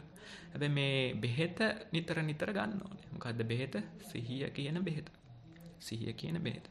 ඉතින් ඔහොම කල් ගත වෙනකොට ඔන්න ඔය පරිච්ඡේද වෙනස් වෙනකොට අන්න අපිට තේරෙනවා මොකද්ද මෙන්න මේ අර කලින් පුද්ගලයාගේ යම්කිසි අඩුපාඩු දුර්වලකම් තිබුණා නම් ඒ අඩුපාඩු ගති තාමත් තියෙනවා. ඊළඟ කලින් මේ තැනත්තගේ අදහස් මොනවා හරි තිබුණා නම් ඒවා තාමත් තියෙනවා. කලින් සින්දු කිව්වා නම් ඒ සින්දු කියන උනන්දුව තාමත් තියෙනවා. හැබැයි දැන් මේ දැනවත් භාවයේ තුලින් කොහොමද අපි හැඟීම් දැනීම් නිවැරදි විදිහට පාලනය කරගන්නේ කියන ගැටලුව තමයි තියෙන්නේ. එහෙම නැත්නම් මේ විදිහට කිව්ව හැකි මොකද්ද? කලින් අකුසල කර්ම කරන්න තිබුණ එනර්ජි එක, ඒ ශක්තිය තාම ඒ විදිහට තියෙනවා. එතකොට ඒ ශක්තිය අපි නිවැරදි දිහාවකට යොමු කරේ නැත්තම්, නිවැරදි ආනතියට හදාගත්තේ නැත්තම් එක්ක පිස්සු ඇදිලා, එහෙම නැත්තම් අර පාරණ විදිහටම ගොංකම් කරන තත්යකට ගිහිල්ලා තමයි නතර වෙන්නේ. විශේෂයෙන් අපි හිතමු මෙහෙම කලින් ගෑනු පිටිපස්සේ ගිය කට්ටියට දැන්ටත් ගෑනු පිටිපස්සේ යන්න අදහසක් මතුවලා ඉන්න පුළුවන්. කලින් බොරු කියපු කට්ටියට දැන්ටත් බොරු කියන්න හිතෙනවා. කලින් මාන්නේ තියුණ කට්ටියට දැන්ටත් මාන්නේ තියෙනවා. කලින් කුණුහරුප චැට් කරපු කට්ටියට දැන්ටත් කුණුහරුප චැට් කරන්න උනන්දුවක් තියෙනවා. එතකොට ඒ තියෙන එනර්ජි එක, ඒ තියෙන උනන්දුව අපි කොහොමද නිවැරදි දිහාවකට හරවගන්නේ කියන ගැටලුව තියෙනවා. කලින් සින්දු කිව්වා වෙනුවට දැන් පුළුවන්ද බුද්ධ වන්දනාවක්වත් ගාථා කියන්න අවස්ථාවක් හදාගන්න කියලා බලන්න පුළුවන්. කලින් වෙන වැඩක් නැති වැඩ සංවිධානය කරපු කට්ටියට දැන් පුළුවන් ද මෙන්න මේ වගේ සතිමත් බව පිළිබඳ වැඩසටහනක් සංවිධානය කරන්න කියලා බලන්න පුළුවන්. අන්න ඒ විදිහට තමුන් තුළ තියෙන ශක්තිය නිවැරදි දිශාවකට එල්ල කර ගැනීමක් තමයි ගොඩක් දුරට මේ ප්‍රතිපදාවේදී තියෙන්නේ. එහෙම නැතුව අර ශක්තිය මර්ධනය කරොත්, ඒ මර්ධනය කිරීම තුලින්ම වෙන අපහසුතා මතුවලා එනවා. වෙන අපහසුතා මතුවලා එනවා. ඉතින් ශක්තිය මරන්නේ නැහැ. ශක්තිය දිසා ආනතිය වෙනස් කරගන්නවා. ඉතින් බුදුරජාණන් වහන්සේ ඕක උපමාවකින් කියනවාද මේ වී නණ්ඩුව, මේ වී ඇටේ තියෙන තුඩ නිවැරදි දිශාවට එල්ල කරොත් මේ අත්ලක් පත්ලක් උනත් පලන්න පුළුවන් මේකට. එච්චරට ශක්තියක් තියෙනවා නිවැරදිව එල්ල වුණොත්. අන්න ඒ වගේ තමයි මේ ප්‍රතිපදාව නිවැරදිව කරොත් මෙන්න මේ අවිද්‍යාව කියන එක, මෙන්න මේ මෙච්චර කාලයක් මේ ආපු දේ පලන්න පුළුවන්. සතිමත් චිත්තක්ෂණයක් පාසා ඒ අවිද්‍යාව පැලෙනවා. මොහොතක් වශයෙන් ෂණ මාත්‍ර වශයෙන්. නමුත් මේ විදිහට නිවැරදිව එල්ල කරන දිශාව ටිකෙන් ටික තේරුම් ගත්ත කෙනෙක්ට අන්න මුළු සම්පූර්ණයෙන් මේක ඉවත් කළා දාන්න පුළුවන්. සම්පූර්ණයෙන් මේක අයින් කළා දාන්න පුළුවන් කියලා සඳහන් කරනවා. ওই විදිහට ප්‍රතිපදාවක් වැඩිම තුලින්. ඉතින් මේක ටිකක් එහෙම වෙවි යන්න තියෙන ගමනක් තමයි. කෙනෙක් සමහර විට නොයෙකුත් ධර්ම කරුණු අරගෙන නොයෙකුත් දේවල් අරගෙන අර සරලත්වයෙන් යන ගමන වෙනුවට සරලත්වයෙන් යන ජීවිතය වෙනුවට මේ සතිමත් බව තුළ තියෙන සරලත්වය කියන එක බාර ගන්නව වෙනුවට වෙන වෙන දේවල් වල පැටලෙන්න පුළුවන්. ඉතින් ඒකෙන් අපිට එකපාරට දොසක් කියන්නත් බෑ. මොකද ධර්ම කරුණු වල පැටලිලා ඉන්න එකත් යම් පමණක නිවැරදි දිශාවට එල්ල වෙලා තියෙනවා. නමුත් අර අතිසූක්ෂම විදිහට අර බුල්සයි එකේ අයි එකටම නන් නෙමෙයි. ඉතින් කොහොම හරි ටිකෙන් ටික තමුන් තේරුම් ගන්න ඕනේ. දැන් පහුගිය දවසක ස්වාමීන් වහන්සේ කෙනෙක් ඇවිල්ලා කියනවා ආම්දුරනේ මම වස් 25යි. කියන්නේ අවුරුදු 25ක් පැවිදිකම් කළා. ඉතින් මම මේ අලුත් මේ භාවනාවට කියලා තමයි ආවේ. ඉතින් කොහොම හරි ඉතින් යන්තම් උපදෙස් ටිකක් දීලා අන්න මෙහෙම කරන්න කියලා ඉතින් වැඩේ පත්තු කරලා දුන්නා. ඊට පස්සේ දවසක ඇවිල්ලා කියනවා ස්වාමීන් වහන්සේ මේ කට්ටිය ලොකු බරපතල වචන පාවිච්චි කරනවා. ලොකු වචන පාවිච්චි කරනවා. බොහොම ගැඹුරුයි කියලා හිතන වචන පාවිච්චි කරනවා. මට නම් හාමුදුරනේ එහෙම තේරෙන්නේ නැහැ. හැබැයි මට තේරෙනවා මේ পায় පොළවේ වදිනකොට වැලි පෑගෙනවා මට තේරෙනවා. මට ඊට වැඩි එහා ගියපු බරපතල වචනයක් කියන්න තේරෙන්නේ නැහැ. වාඩි වෙලා ඉන්නකොට මේ හුස්ම වැටෙනවා මට තේරෙනවා. හැබැයි එතනින් එහාට ගියපු වචන මට කියන්න තේරෙන්නේ නැහැ. ඔය මූලික කමටහන වගේ දේවල් කියන්න තේරෙන්නේ නැහැ මට. ඉතින් මම බොහොම සරල විදිහට ලිව්වා. එහෙම කමක් නැද්ද දන්නේ නැහැ හාමුදුරනේ කියලා ඔන්න මගෙන් අහනවා. ඉතින් මං කිව්වා ස්වාමීන් වහන්සේ ඕක තමයි නිවැරදිම වැටහීම. ඔය බරපතල වචන දාන කට්ටිය දන්නේ නැති කමට දාන එකක් තමයි ඔය තියෙන්නේ. ඒ විදිහේ ලොකු වචන දාන්නේ නොදන්න කමට ස්වාමීන් වහන්සේ. ඒ වෙනුවට ඔය සරලත්වයේ තුලින් අපිට යන්න පුළුවන් නම් ඒක තමයි නිවැරදිම ප්‍රතිපදාව කියලා මම සඳහන් කරා. ඒතර මොකද්ද අන්න ඇවිදිනකොට වැලි පෑගෙනව දැනෙනවා. කනකොට කන කෑමේ රස දැනෙනවා. වැසිකිලි කැසිකිලි කරනකොට ඒ කරන වැඩේ දැනෙනවා. එතනින් එහාට ගියපු ධර්මයක් නැහැ.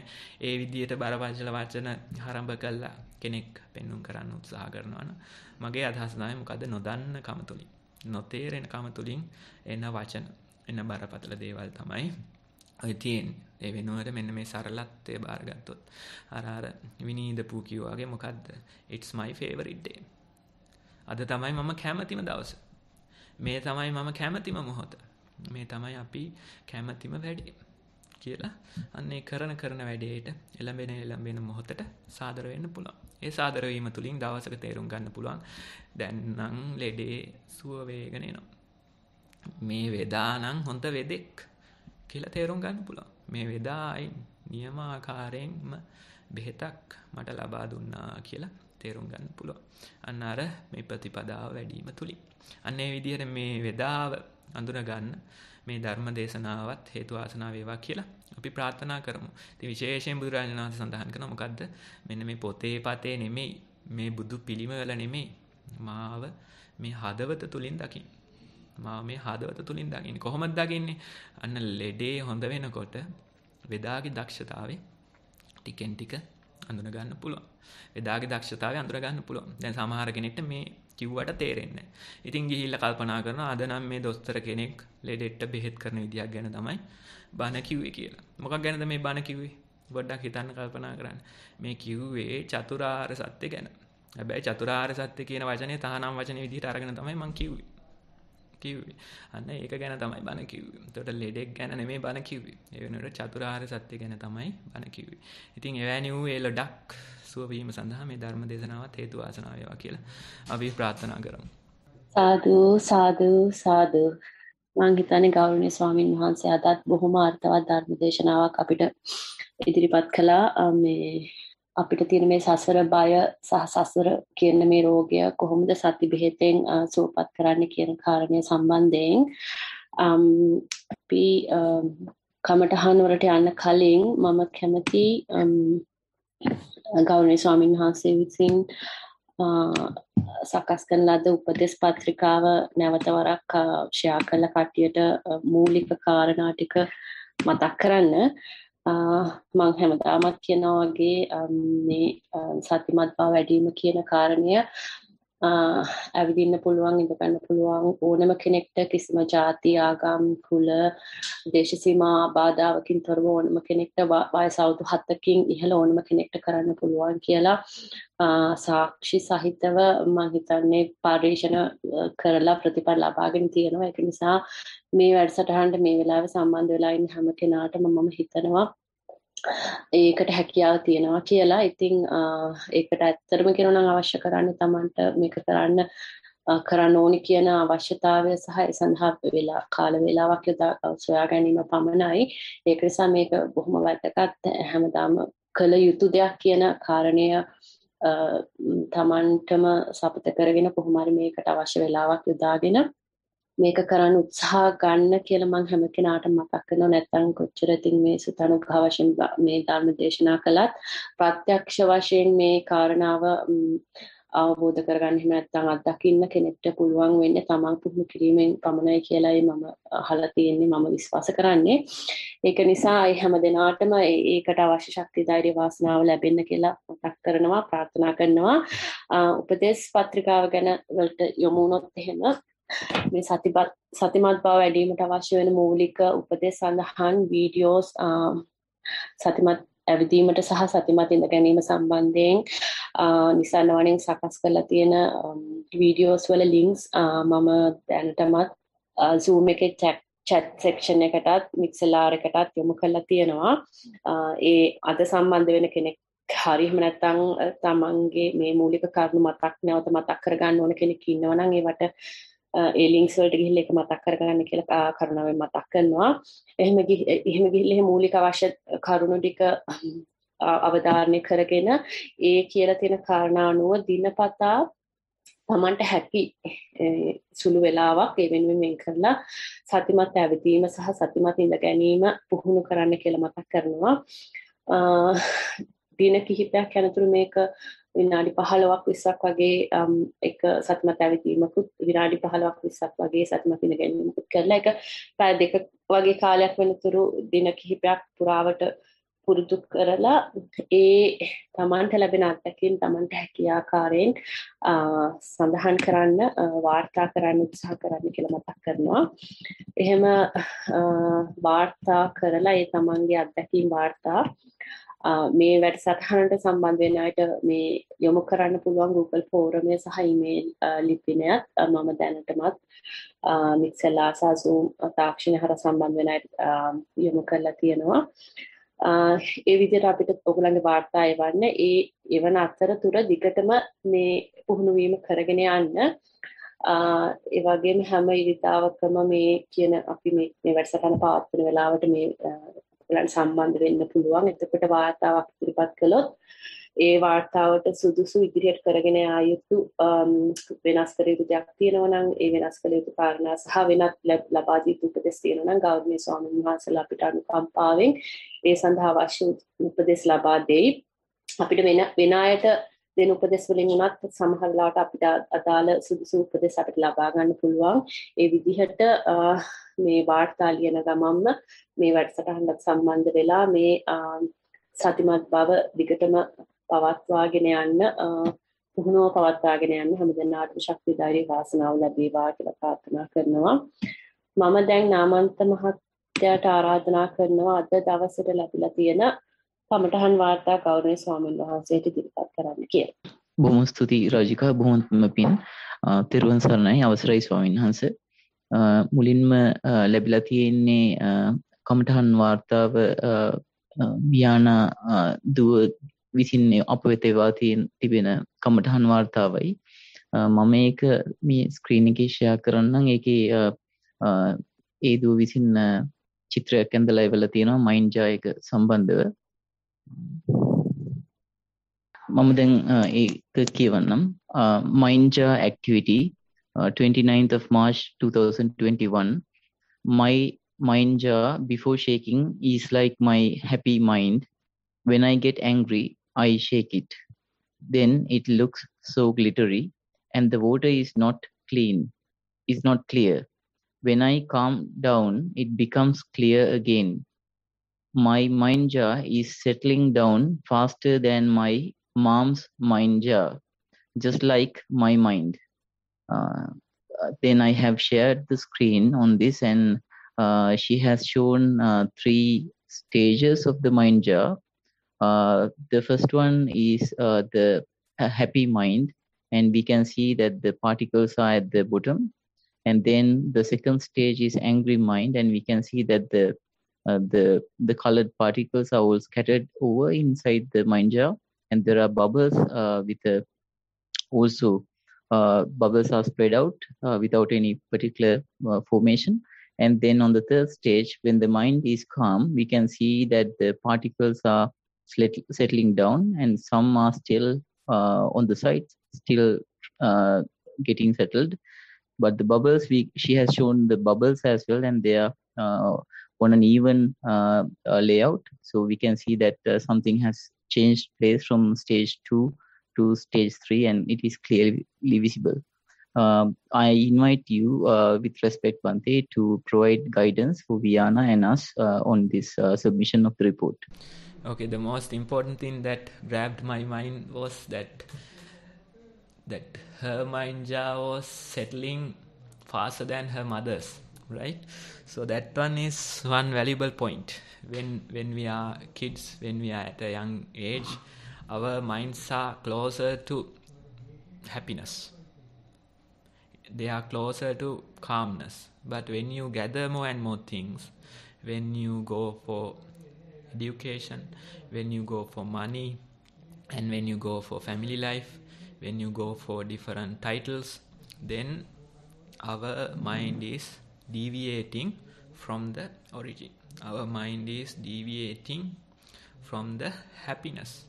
Our mind is deviating from the calmness.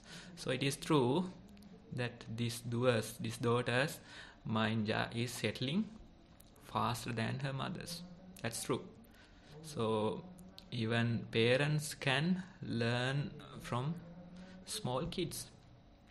Let's say when they face something, they face it wholeheartedly.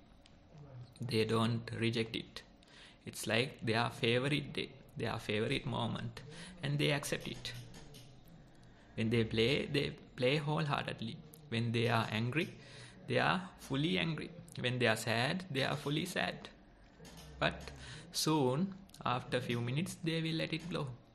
They won't remember it, and they won't try to take revenge from you. Instead, they are crying, and after a few minutes, they are laughing again. So this is the childlike nature that's inside us.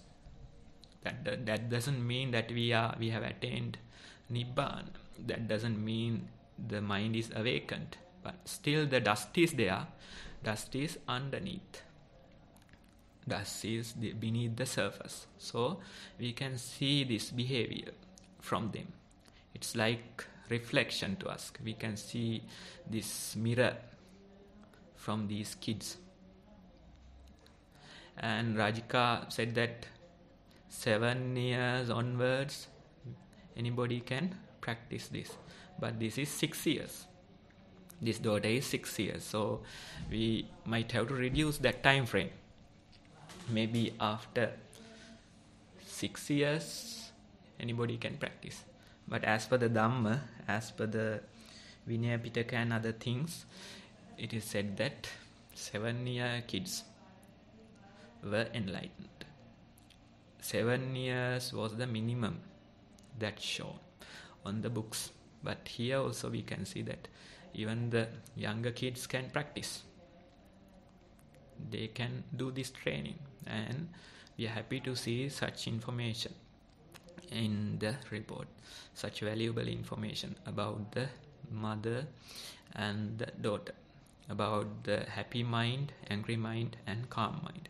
So those things we can learn from kids, and we can continue our practice.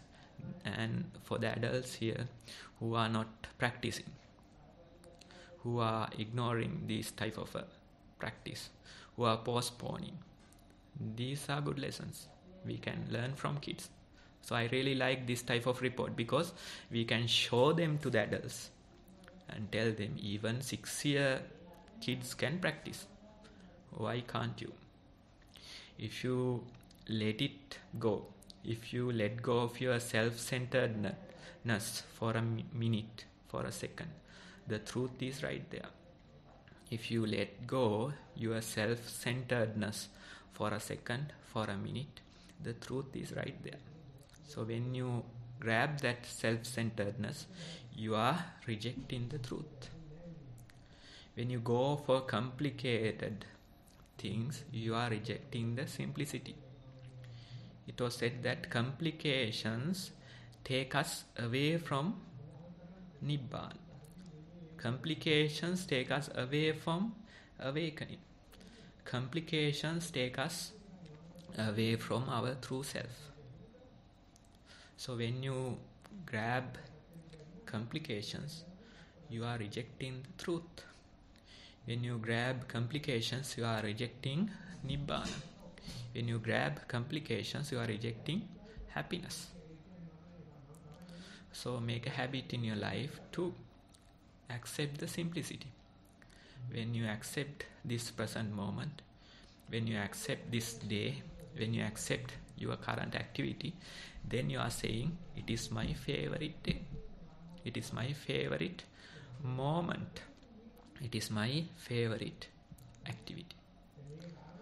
So like that, we have to change our behavior. Through this practice, we have to change ourselves. So for doer, I am suggesting you can probably prepare this poster for us. It is about Winnie the Pooh. I was talking in the Dhamma talk as well. It is about a dialogue between Pooh and his friend. You can find it on internet. Your mother will help you to find. And you can do this drawing about this dialogue between Pooh and his friend. So he was asking, what day is it? And the friend was saying, it's today. It's today. And Winnie said, it's my favorite day. It's my favorite day. So you can prepare this poster and you can hang it in your room. You can frame it and you can hang it somewhere. Every time you enter your room, every time you exit your room, you can see this poster.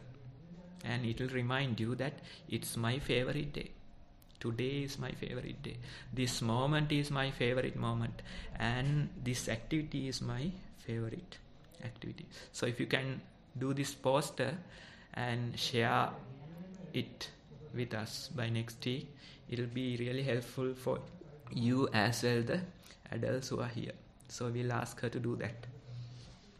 Much merits to you, Bante, for that valuable advice, and we appreciate the fact that Viana has been consistently providing us with reflection reports in this manner.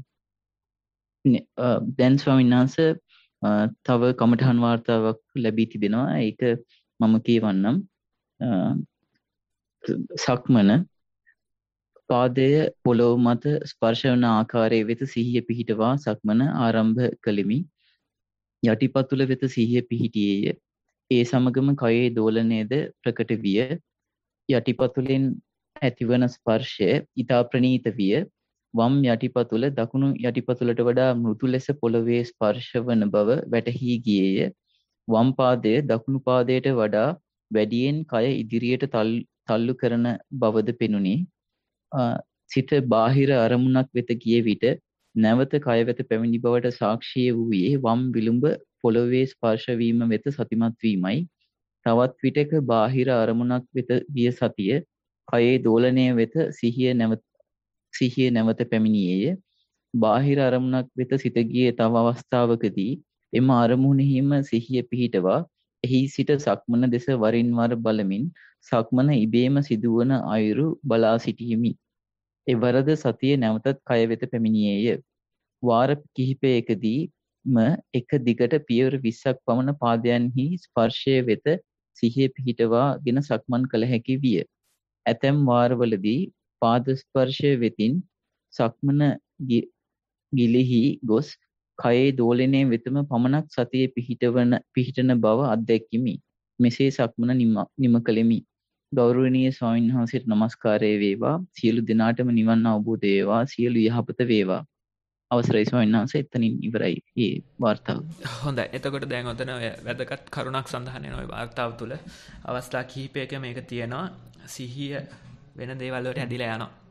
ඇදිලා ගියාට මොකද බලයින් දියොත් ආපහු මේක ඇවිල්ලා වැටෙනවා. ගේන දෙයක් නෑ ඇවිල්ලා වැටෙනවා. ඊළඟට ඒ අතරේ සක්මන දිහා බැලුවොත් කලින්ට වැඩිය හොඳට සක්මන වෙනවා. කලින් අපි උනන්දුවෙන් කරනවට වැඩිය හොඳට සක්මන වෙනවා. ඔන්න ඔය කතාව ගොඩාක් වටිනා පරිවර්තනයක්. මොකද්ද? අර කරපු වැඩේ ටිකෙන් ටික කෙරෙන වැඩක් බවට පත් වෙනවා. කලින් කරන වැඩක් විදිහට තමයි මේක ආරම්භ කරන්නේ. නමුත් කෙරෙන වැඩක් බවට පත් වෙනවා. ඒතකොට මේ වාර්තාව ලියපු කෙනා ඒ වෙනස බාරගත්ත ස්වරූපයකින් තමයි ওই වාර්තාව ලියවිලා තියෙන්නේ. ඒ වෙනස අඳුනගත්ත ස්වරූපයකින් තමයි ওই වාර්තාව ලියවිලා තියෙන්නේ. මේ වෙනස මගේ ප්‍රතිපදාවේ ඉදිරියක් කියන ස්වරූපකින් තමයි වාර්තාව ලියවිලා ඉන්නේ. මොකද්ද? අන්න කරපු වැඩේ කෙරෙන වැඩක් බවට පත් වෙනවා. තමුන්ගේ අර මැදිහත් වීම, තමුන්ගේ අත දැමීම, තමුන් මේ පිරිසිදු ජලය කැළඹීම ටිකෙන් ටික අඩු වෙනවා. ටිකෙන් ටික අඩු වෙනවා. ඉතින් මුලින් පොඩ්ඩක් කලම්බලා තමයි පටන් ගන්න වෙන්නේ. මුලින් පොඩ්ඩක් අමුඩයක් ගහගෙන තමයි පටන් ගන්න වෙන්නේ. මුලින් පොඩ්ඩක් වෙහසක් දරලා තමයි පටන් ගන්න වෙන්නේ. නමුත් ටිකෙන් ටික මොකද තේරෙන්නේ? මෙන්න මේ කරන වැඩක් වෙනුවට කෙරෙන වැඩක් සිටිනවා. ඒ කෙරෙන වැඩේ නිරීක්ෂණය කිරීමක් තමයි තියෙන්නේ. ඉතින් ඔන්න ඔය වෙනස අඳුරගත්තොත් අපේ ජීවිත තුළ ලොකු පරිවර්තනයක් වෙන්න පුළුවන්. අපි සමහර විට වැඩක් නැති දේවල් වලට ලොකු වෙහසක් ගන්නවා. මේ කරපු වැඩක්ද කෙරුණ වැඩක්ද කියන වෙනස අඳුර ගන්න බැරි හින්දා. දැන් පහුගිය දවසක මහත්තයෙක් ඇවිල්ලා කියනවා. දැන් මේ ඉන්නේ උපෝසථ සිල් සමාදන් වෙලා ඉන්නේ සාමාන්‍යයෙන්. එනකොට කියනවා මොකද්ද? ස්වාමීන් වහන්සේ මේ සින්දු කෑල්ලක් කියවුණා. මට ඉතින් පොඩ්ඩක් සිල් සමාදන් වෙන්න පුළුවන්ද කියලා අහනවා. ඉතින් සිල් සමාදන් කරන්න කම්මැලි කොහෙද මම ඇහුවා සින්දුවක් කිව්වද කියවුණාද කියලා. සින්දුවක් කිව්වද කියවුණාද කියලා. එතකොට කියනවා කියවුණා. ඉතින් කියවුණා නම් ඉතින් සිල් කැඩෙන්නේ නැහනේ කියලා මං කිව්වා. ඊට පස්සේ ඒත් මිනිහට විශ්වාස නැහැ. කමන්නේ නැහැ ස්වාමීන් වහන්සේ කෝකටත් සිල් සමාදන් වෙමු කියලා. ඉතින් ඔන්න සිල් සමාදන් වුණා. මොන ඔය දෙක අතර වෙනස හඳුන ගන්න ඕනේ. හිතන හිතවිලි තියෙනවා, හිතෙන හිතවිලි තියෙනවා. කරන වැඩ තියෙනවා, කෙරෙන වැඩ තියෙනවා. එතකොට ඔය කෙරෙන ඒවාට කර්ම රැස් වෙන්නේ නැහැ. කරන දේවල් වලට තමයි කර්ම රැස් වෙන්නේ.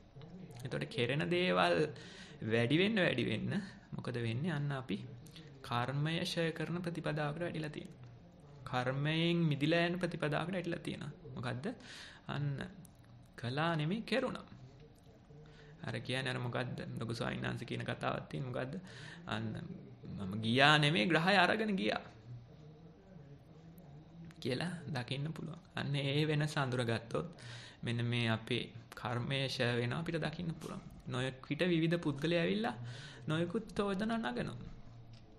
චෝදනා නගනවා. නොයෙකුත් ආරාවුල් වල පැටලෙනවා. සමහර විට මල පයින්නවා. මල පැන්නුම්, ඉරි පැන්නුම් යනවා පාස් කරගෙන. ගියාට මොකද? අන්න තේරෙනවා මේ කරා නෙමෙයි කෙරුණා. කරා නෙමෙයි කෙරුණා. අන්න ඒ වෙනස අපිට ටිකෙන් ටික අඳුර ගන්න පුළුවන්. එතකොට කෙරෙන වැඩ ගැන දුක් වෙන්න, කරදර වෙන්න හැකියාවක් නැහැ. දැන් අපි සාමාන්‍ය අපිට මේ ජීවිතේ දිහා බලුවාම අපිට හිතෙනවා අපිට ලොකු පාලනයක් තියෙනවා කියලා. ලොකු කන්ට්‍රෝල් එකක් තියෙනවා කියලා තමයි හිතෙන්නේ. නමුත් නිකන් උදේට කන්නේ මොනවද? දවල්ට කන්නේ ගෙදර ඉඳලාද එළියට ගිහිල්ලාද? අද ඉරිදා දවසේ. ඔන්න ඔය වගේ ඒවා ගැන තමයි වැඩි හරියක් පාලනයක් තියෙන්නේ. එහෙම නැතුව තමන්ගේ ජීවිතේ දිහා හැරලා බැලුවොත්, සමහර විට ඔය යෙදිලා ඉන්න වෘත්තීන් දිහා හැරලා බැලුවොත්, සමහර විට ඔය ලැබිලා තියෙන දරුවෝ දිහා හැරලා බැලුවොත්, සමහර විට ඔය බැඳගෙන තියෙන කසාද දිහා හැරිලා බැලුවොත් තේරෙනවා අන්න කරපු ඒවාට වැඩි කෙරිච්ච ඒවා තමයි තියෙන්නේ. අර මම කරනවා, මම බැඳගත්ත මගේ දරුවෝ, මගේ වෘත්තිය කියලා හිතාන ඉඳියට මොකද? අන්න අර අහම්බු සිදුවීම් වගේ ඒවා ජාලයක් ඔස්සේ ගිහිල්ලා යම් කිසි කසාදයක් බැඳිලා තියෙනවා. ඉතින් මේක එක කල්පනා කරලා බලුවම මේ එකිනෙකාගේ කර්මය සම්පූර්ණ කරනවා වගේ දෙදෙනා එකතු වෙලා තමුන්ට කාලයක් ගෙවාගෙන යනකොට තේරෙනවා මේ එකිනෙකාගේ මේ බැඳපු දෙන්නේ කොහොමද එකිනෙකාගේ කර්මය සම්පූර්ණ කරගන්නේ. අනිත් කෙනාට ඒ විඳවන්න තියෙන දේවල් ටිකක් මෙයා ගලපලා දෙනවා. ඊට මෙයාට විඳවන්න ඕනේ දේවල් ටිකක් අනිත් කෙනා ගලපලා දෙනවා. අන්න කෙරෙනවට වැඩිය ග්‍රහය අරන් ගිහිලා තමයි තියෙන්නේ. ඉතින් කල්පනා කරලා බැලුවොත් මේකේ පාලනයක් තියනවායි කියලා හිතනවා කියලා බැලුවොත් තියෙනවා පාලනයක් නැත්තේම නැහැ. තියෙන්නේ මොනවද? අර උදේට කන්නේ මොනවද? දවල්ට කන්නේ මොනවද වගේ පාලනයක් තමයි තියෙන්නේ. ඊට එහා පැත්තේ වැඩි හරියක් කෙරෙන දේවල් තමයි තියෙන්නේ. අර විදිහට අපේ පාලනයෙන් තොර දේවල් තමයි තියෙන්නේ. දැන් අපි හිතනවා මේ මට ඕන විදිහට මම ජීවත් වුණා. මගේ ජීවිත මට ඕන විදිහට වර්ධනය කරගත්තා කියලා තමයි හිතන්නේ. නමුත් පොඩ්ඩක් හිතන්න අර සමහර වීදි දරුවෙක්ගේ ජීවිතය. ඒ දරුවා උපත්තියෙන්ම ගිහිල්ලා වැටෙන්නේ එතෙන්ටනේ. ඒතොර උපදින්නෙම සමහර විට ඒ වීදිය කියන කාන්තාවක්කට දාව තමයි උපදින්නේ. ඒතොර ඉපදිලා මොකද වෙන්නේ? ඉපදිලා ගෑනු දරුවෙන් නම් යාන්තම් පොඩ්ඩක් වයස ගැලිපීගෙන එනකොට ඉතින් අර වීදියේ ඉන්න සල්ලාලයන්ට ගොදුරු වෙනවා. ඊට පස්සේ අවුරුදු 20ක් වගේ වෙනකොට වෙන්න තියෙන ඔක්කොම වෙලා ඊළඟට මේ ජීවිතේ ගොඩ ගන්න පුළුවන්ද කියලා හිතලා බැලුවොත් හරි අමාරුයි. හරි අමාරුයි. එහෙම ශක්තියක් ඒ තැනත්තට නැහැ. ඉතින් එහෙම බැලුවොත් ඔය දුක්ඛිත තත්ත්වවල වැටිලා තියෙන මිනිස්සුන්ට දුක්ඛිත ජීවිත ගෙවන මිනිස්සුන්ට එහෙම ලොකු පාලනයක් නැහැ ජීවිතවල. ලෙඩ රෝග තියෙන නොයිකුත්. ඒ ලෙඩ රෝග අපි හිතනවා අපිට හොඳ කරගන්න පුළුවන් කියලා. නමුත් ලෙඩක් ආපු වෙලාවට බලන්න ඕනේ මේක මේ මගේ අනුදැනුම මතද ආපු ලෙඩේ. ඊළඟට මානසික රෝග තියෙන කට්ටිය ඉන්නවා. ඒගොල්ලන්ට මොනවා කරත් ඉතින් එතනින් එහාට ගමන හරි අමාරුයි. ඒ උපතින්ම ආව ඩිෆෙක්ට් එකක් තියෙනවා. එතකොට එතනින් එහාට මොකද කරන්න කියලා ගැටලුවක් තියෙනවා. මම කියන්නේ ඔය දිනදා ජීවිතේ පොඩි එන මානසික වේසවල් නෙමෙයි. ඒ වෙනුවට අන්න ලොකු ගැටලුකාරී තත්ත්ව තියෙන පුද්ගලයා අපිට දකින්න පුළුවන්. ඉතින් මොනවා කරත් කොහේ ගියත් සැනසීමක් නැහැ. ඉතින් ඒක පැත්තකින් අනුකම්පා කටයුතුයි. අර නිකන් අර කරුණාවෙන් මෛත්‍රියෙන් කරන අනුකම්පාවක් නෙමෙයි. මේ ජීවිත දිහා බැලුවාම අපිට පේනවා මේ අපි හිතනවට වැඩිය සෑහෙන කොටසක් සෑහෙන පෝෂන් එකක් තියෙනවා මෙතන අපිට නොපෙනෙන පැත්ත. මේ වගේ කෙනෙක්ගේ ජීවිතයක් දැක්කහම ඇත්තටම අනුකම්පාවක් හදපත්ලෙන් නැగిලා එනවා. ඒ අනුකම්පාව අර නිකන් ආටෝපෙට තියෙන එකක් නෙමෙයි. ඒ වෙනකොට මේ දැනුවත් භාවය තුලින් නැගෙන අනුකම්පාවක්. මේ ප්‍රඥාව තුලින් නැගෙන අනුකම්පාව. මොකද්ද? මමත් මේ විදිහේ ජීවිතයක් ලැබුණා. මමත් මේ විදිහේ උප්පත්තියක් ලැබුණා. මට මොන විදිහේ පාලනයක්ද මේ ජීවිතය තුළ තියෙන්නේ? මොන විදිහේ දෙයක්ද තියෙන්නේ? ඉතින් සමහර විට ඒ වගේ මානසික රෝගී තත්ත්වයක් තියෙන කට්ටිය ඔය සමාජ මේ සෝෂල් මීඩියා වල එහෙම දානවා මොකද්ද මේ අපේ ජීවිත අපි කොච්චර හදාගන්න උත්සාහ කරත් මෙන්න මේ අපහසුතාව අපිට තියෙනවා. කෙනෙක්ගේ සමහර විට මූණ බලලා කතා කරන්න බැරි ගතියක් අපිට තියෙනවා. කෙනෙක්ගේ සමහර විට සභාවකට ගිහිල්ලා එක විදියක ඉන්න බැරි ගතියක් අපිට තියෙනවා. ඒක අරමුණක හිත පවත්වන්න බැරි ගතියක් අපිට තියෙනවා. නිතර ආමතක වෙන ගතියක් අපිට තියෙනවා. අපි මේවා ගැන දැනුවත් මේ යන ක්‍රියාවලිය ගැන දැනුවත්. හැබැයි මට ඒකේ පාලනයක් නැහැ. අර බයිපෝලර් වගේ ඩිසීස් එකක් හැදුන කෙනෙක් කියනවා මොකද්ද මේ යන සියල්ලම මට තේරෙනවා. ඒ වෙලාවට නමුත් මගේ හිත මට පාලනය කරගන්න බෑ. විටක මට බොහෝම ප්‍රීතියක් දැනෙනවා. විටක මට මේ දිවිනහා ගන්න පමණට මහා වෙහෙසක් දරන්න බැරි වෙහෙසක් මට දැනෙනවා. ඉතින් අර ප්‍රීතිය නැගිච්ච වෙලාවට මට හිතෙනවා මම නිකන් දෙවි කෙනෙක් වගේ කියලා. මට ගඟකට පාලමක ඉඳලා ගඟකට පයින්න පුළුවන්. යන කෝච්චියකින් බිමට පයින්න පුළුවන් ගානට මට ශක්තියක් තියෙනවා. මට පියාඹන්න පුළුවන් කියලා හිතෙන ගානට මට ශක්තියක් තියෙනවා. අර අනිත් පැත්තට ගියපු වෙලාවට මට මහා මුස්පේන්තු ගතියක් මලානම් මීට වැඩිය දසදහස් ගුණයක් හොඳයි කියලා හිතෙන ගතියක් මගේ හිත තුලින් නැగిලා එනවා කියලා කියනවා. ඉතින් ඒකට මට පාලනයක් ගොඩක් දුරට අඩුයි. එහෙම පාලනයක් මට නැහැ. ඒ වෙනුවට අන්න අර යන ක්‍රියාවලිය පිළිබඳ මගේ අවබෝධයක් තියෙනවා. මට හොඳ මතකයක් තියෙනවා. අන්න ඒ විදිහට සඳහන් කරනවා. ඉතින් ඒ වගේ අදහසක් ඒ වගේ දෙයක් දැක්කහම අනිත් පිරිසට අන්න සංවේගයක් ඇති කරගන්න පුළුවන්. මට මෙහෙම එකක් වෙලා නැහැ. මට මෙහෙම වැඩක් කෙරිලා නැහැ. කරන වැඩ නෙමෙයිනවා කෙරිලා නැහැ.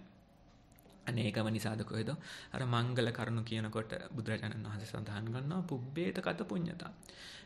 පෙර කළ පින් කියන එකත් මංගල කරුණා. ඒක නැති වුණා නම් ওই බණක් අහන්නවත් මේ විදිහට විවේකීව ඉන්නවත් අවස්ථාවක් නොලැබෙන්න පුළුවන්. ඉතින් අන්නේ වටිනාකම අපි තුල ඉස්මතු වෙලා එනවා අපි මේ විදිහේ ප්‍රතිපදාවක් වඩනකොට. ඔන්න ඔය විදිහට කෙරෙන දේවල් සහ කරන දේවල් අතර වෙනස තව තව හොඳට අඳුන ගන්න.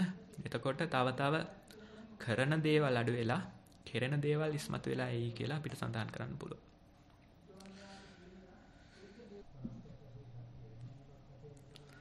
බොහොමත්ම පිං ස්වාමීන් වහන්සේ මම හිතන්නේ නාමන්තගේ කනෙක්ෂන් එක ඩිස්කනෙක්ට් වෙලා වගේ මම දැනුවත්ව නම් ප්‍රශ්න දෙකයි තිබුණේ.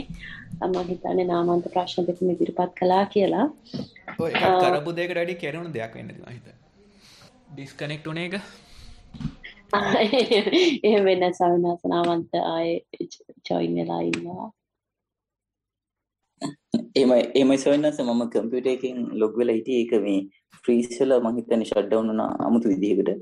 මේ බොහොමත්ම පින් ස්වාමීන් වහන්සේ දහම් උපදෙස් වලට ඊළඟට මම මේ සභාවේ රැස් වෙලා ඉන්න සියලු දෙනාගෙන් ඉල්ලා සිටිනවා වාචික ප්‍රශ්න ඉදිරිපත් කරන්න Zoom වල තියෙන raise hand option එකෙන් අවස්ථාව දැන් තියෙනවා. ඒ නිසා ඒ අවස්ථාව පාවිච්චි කරලා Tamanට එදිනෙදා සතිමත් වීම පරියන්කේ සහ සක්මන් භාවනාව ගැන යම් ගැටලුවක් තියෙනවා නම් හෝ ප්‍රකාශයක් කරන්න තියෙනවා නම් දැන් ඉදිරිපත් වෙන්න කියලා ගෞරවයෙන් ආරාධනා කර සිටිනවා. ත්වන් සරණයි. අවසරයි ගෞරවනීය ස්වාමීන් වහන්සේ මට පොඩි ගැටලුවක් කියන්නේ අත්දැකීමක් ඉදිරිපත් කරන්න අවසරයිද? හොඳයි කියන්න. ස්වාමීන් වහන්සේ ඇත්තටම දැන් ওই පහුගිය දවස්වල මම ගොඩක් කරේ මේ කියන්නේ දිනදා ජීවිතේදීත් බොහොම සියුම් විදියට එන මනාපමනාප දිහා බලාගෙන හිටපු එක තමයි සිද්ධ වුනේ. හැබැයි මේ දැන් මම දන්නවා මම ටිකක් සාමාන්‍යයෙන් මානෙ තියෙනවා මගේ ඒ ගතිය මගේ තියෙනවා. දැන් ওই මෑතකදී සිදුවීම් දෙක තුනක් වුණා එකපාරටම. කියන්නේ මම කරපු නැති දෙයකට නිකන් චෝදනාවක් වගේ ඇවිල්ලා මම එක දිගට දෙක තුනක් වුණා. ඒවට නිකන් එකපාරටම නිකන් ටක් ගාලා අර ගොඩක් කාලයකට කලින් ඒවට දක්වන රියැක්ෂන් එක වගේ රියැක්ෂන් එකක් ආවා මට ඒ අවස්ථා දෙක තුනේදීම. හැබැයි දැන් පැයක් දෙකක් විතර මම ඒකට ඒ සිදුවීමෙම ඉඳලා නිකන් හොල්මන් වෙලා වගේ ගිහිල්ලා ඊට පස්සේ මට ටක් ගාලා නිකන් ක්ලික් වුණා සතියට වගේ මේ මොකද්ද මේ උනේ දැන් මම මේ වෙලාවේ මගේ දැන් මේ ආපු අමනාපේ කොච්චර ලොකුද කියනවා නම් මට ඒක මගේ සතියට ඒක නිකන් ඒක ඉක්මවා ගියා වගේ. කියන්නේ මට ඒක ඒ කාලේ ලොස්ට් වෙලා හිටියා වගේ කියලා හිතුණා. ඊට පස්සේ ආයේ බෑක් ටු නෝමල් දැන් සතියට ඒක නිකන් ක්ලික් වුණාම මෙහෙම වුණා කියලා ඒක ටික ටික ග්‍රැජුවලි ආයෙ මම ඕකේ වෙන ගතිය තේරෙනවාට අර ඉස්සර මම මේ වගේ වෙලාවදී ප්‍රශ්න අහලා තියෙන දැන් සමහර කාලෙකදී රාගෙට හරි ද්වේෂයට හරි එනකොටත් සමහරලාට මට ඒක මට කන්ට්‍රෝල් නැති ගතියක් දැනෙනවා. කියන්නේ ඒ වගේම මේ වගේ අර මානයත් එක්ක ගැටෙන වෙලාවකදී මට තේරුණා මට ඒ වගේ වෙලාවට කියන්නේ ඒක මට කන්ට්‍රෝල් එකක් නැතුව ටක් ගාලා ඒකට නිකන් වසංග වෙනවා වගේ නැත්නම් ඒකට ට්‍රැප් වෙනවා වගේ ගතියක් මට දැනුණා. මට ඉතින් ඒක ප්‍රකාශ කරන්න ඕනි කියලා හිතුණා ස්වාමීන් වහන්සේ මේ අවස්ථාව ලැබිච්ච වෙලාවට.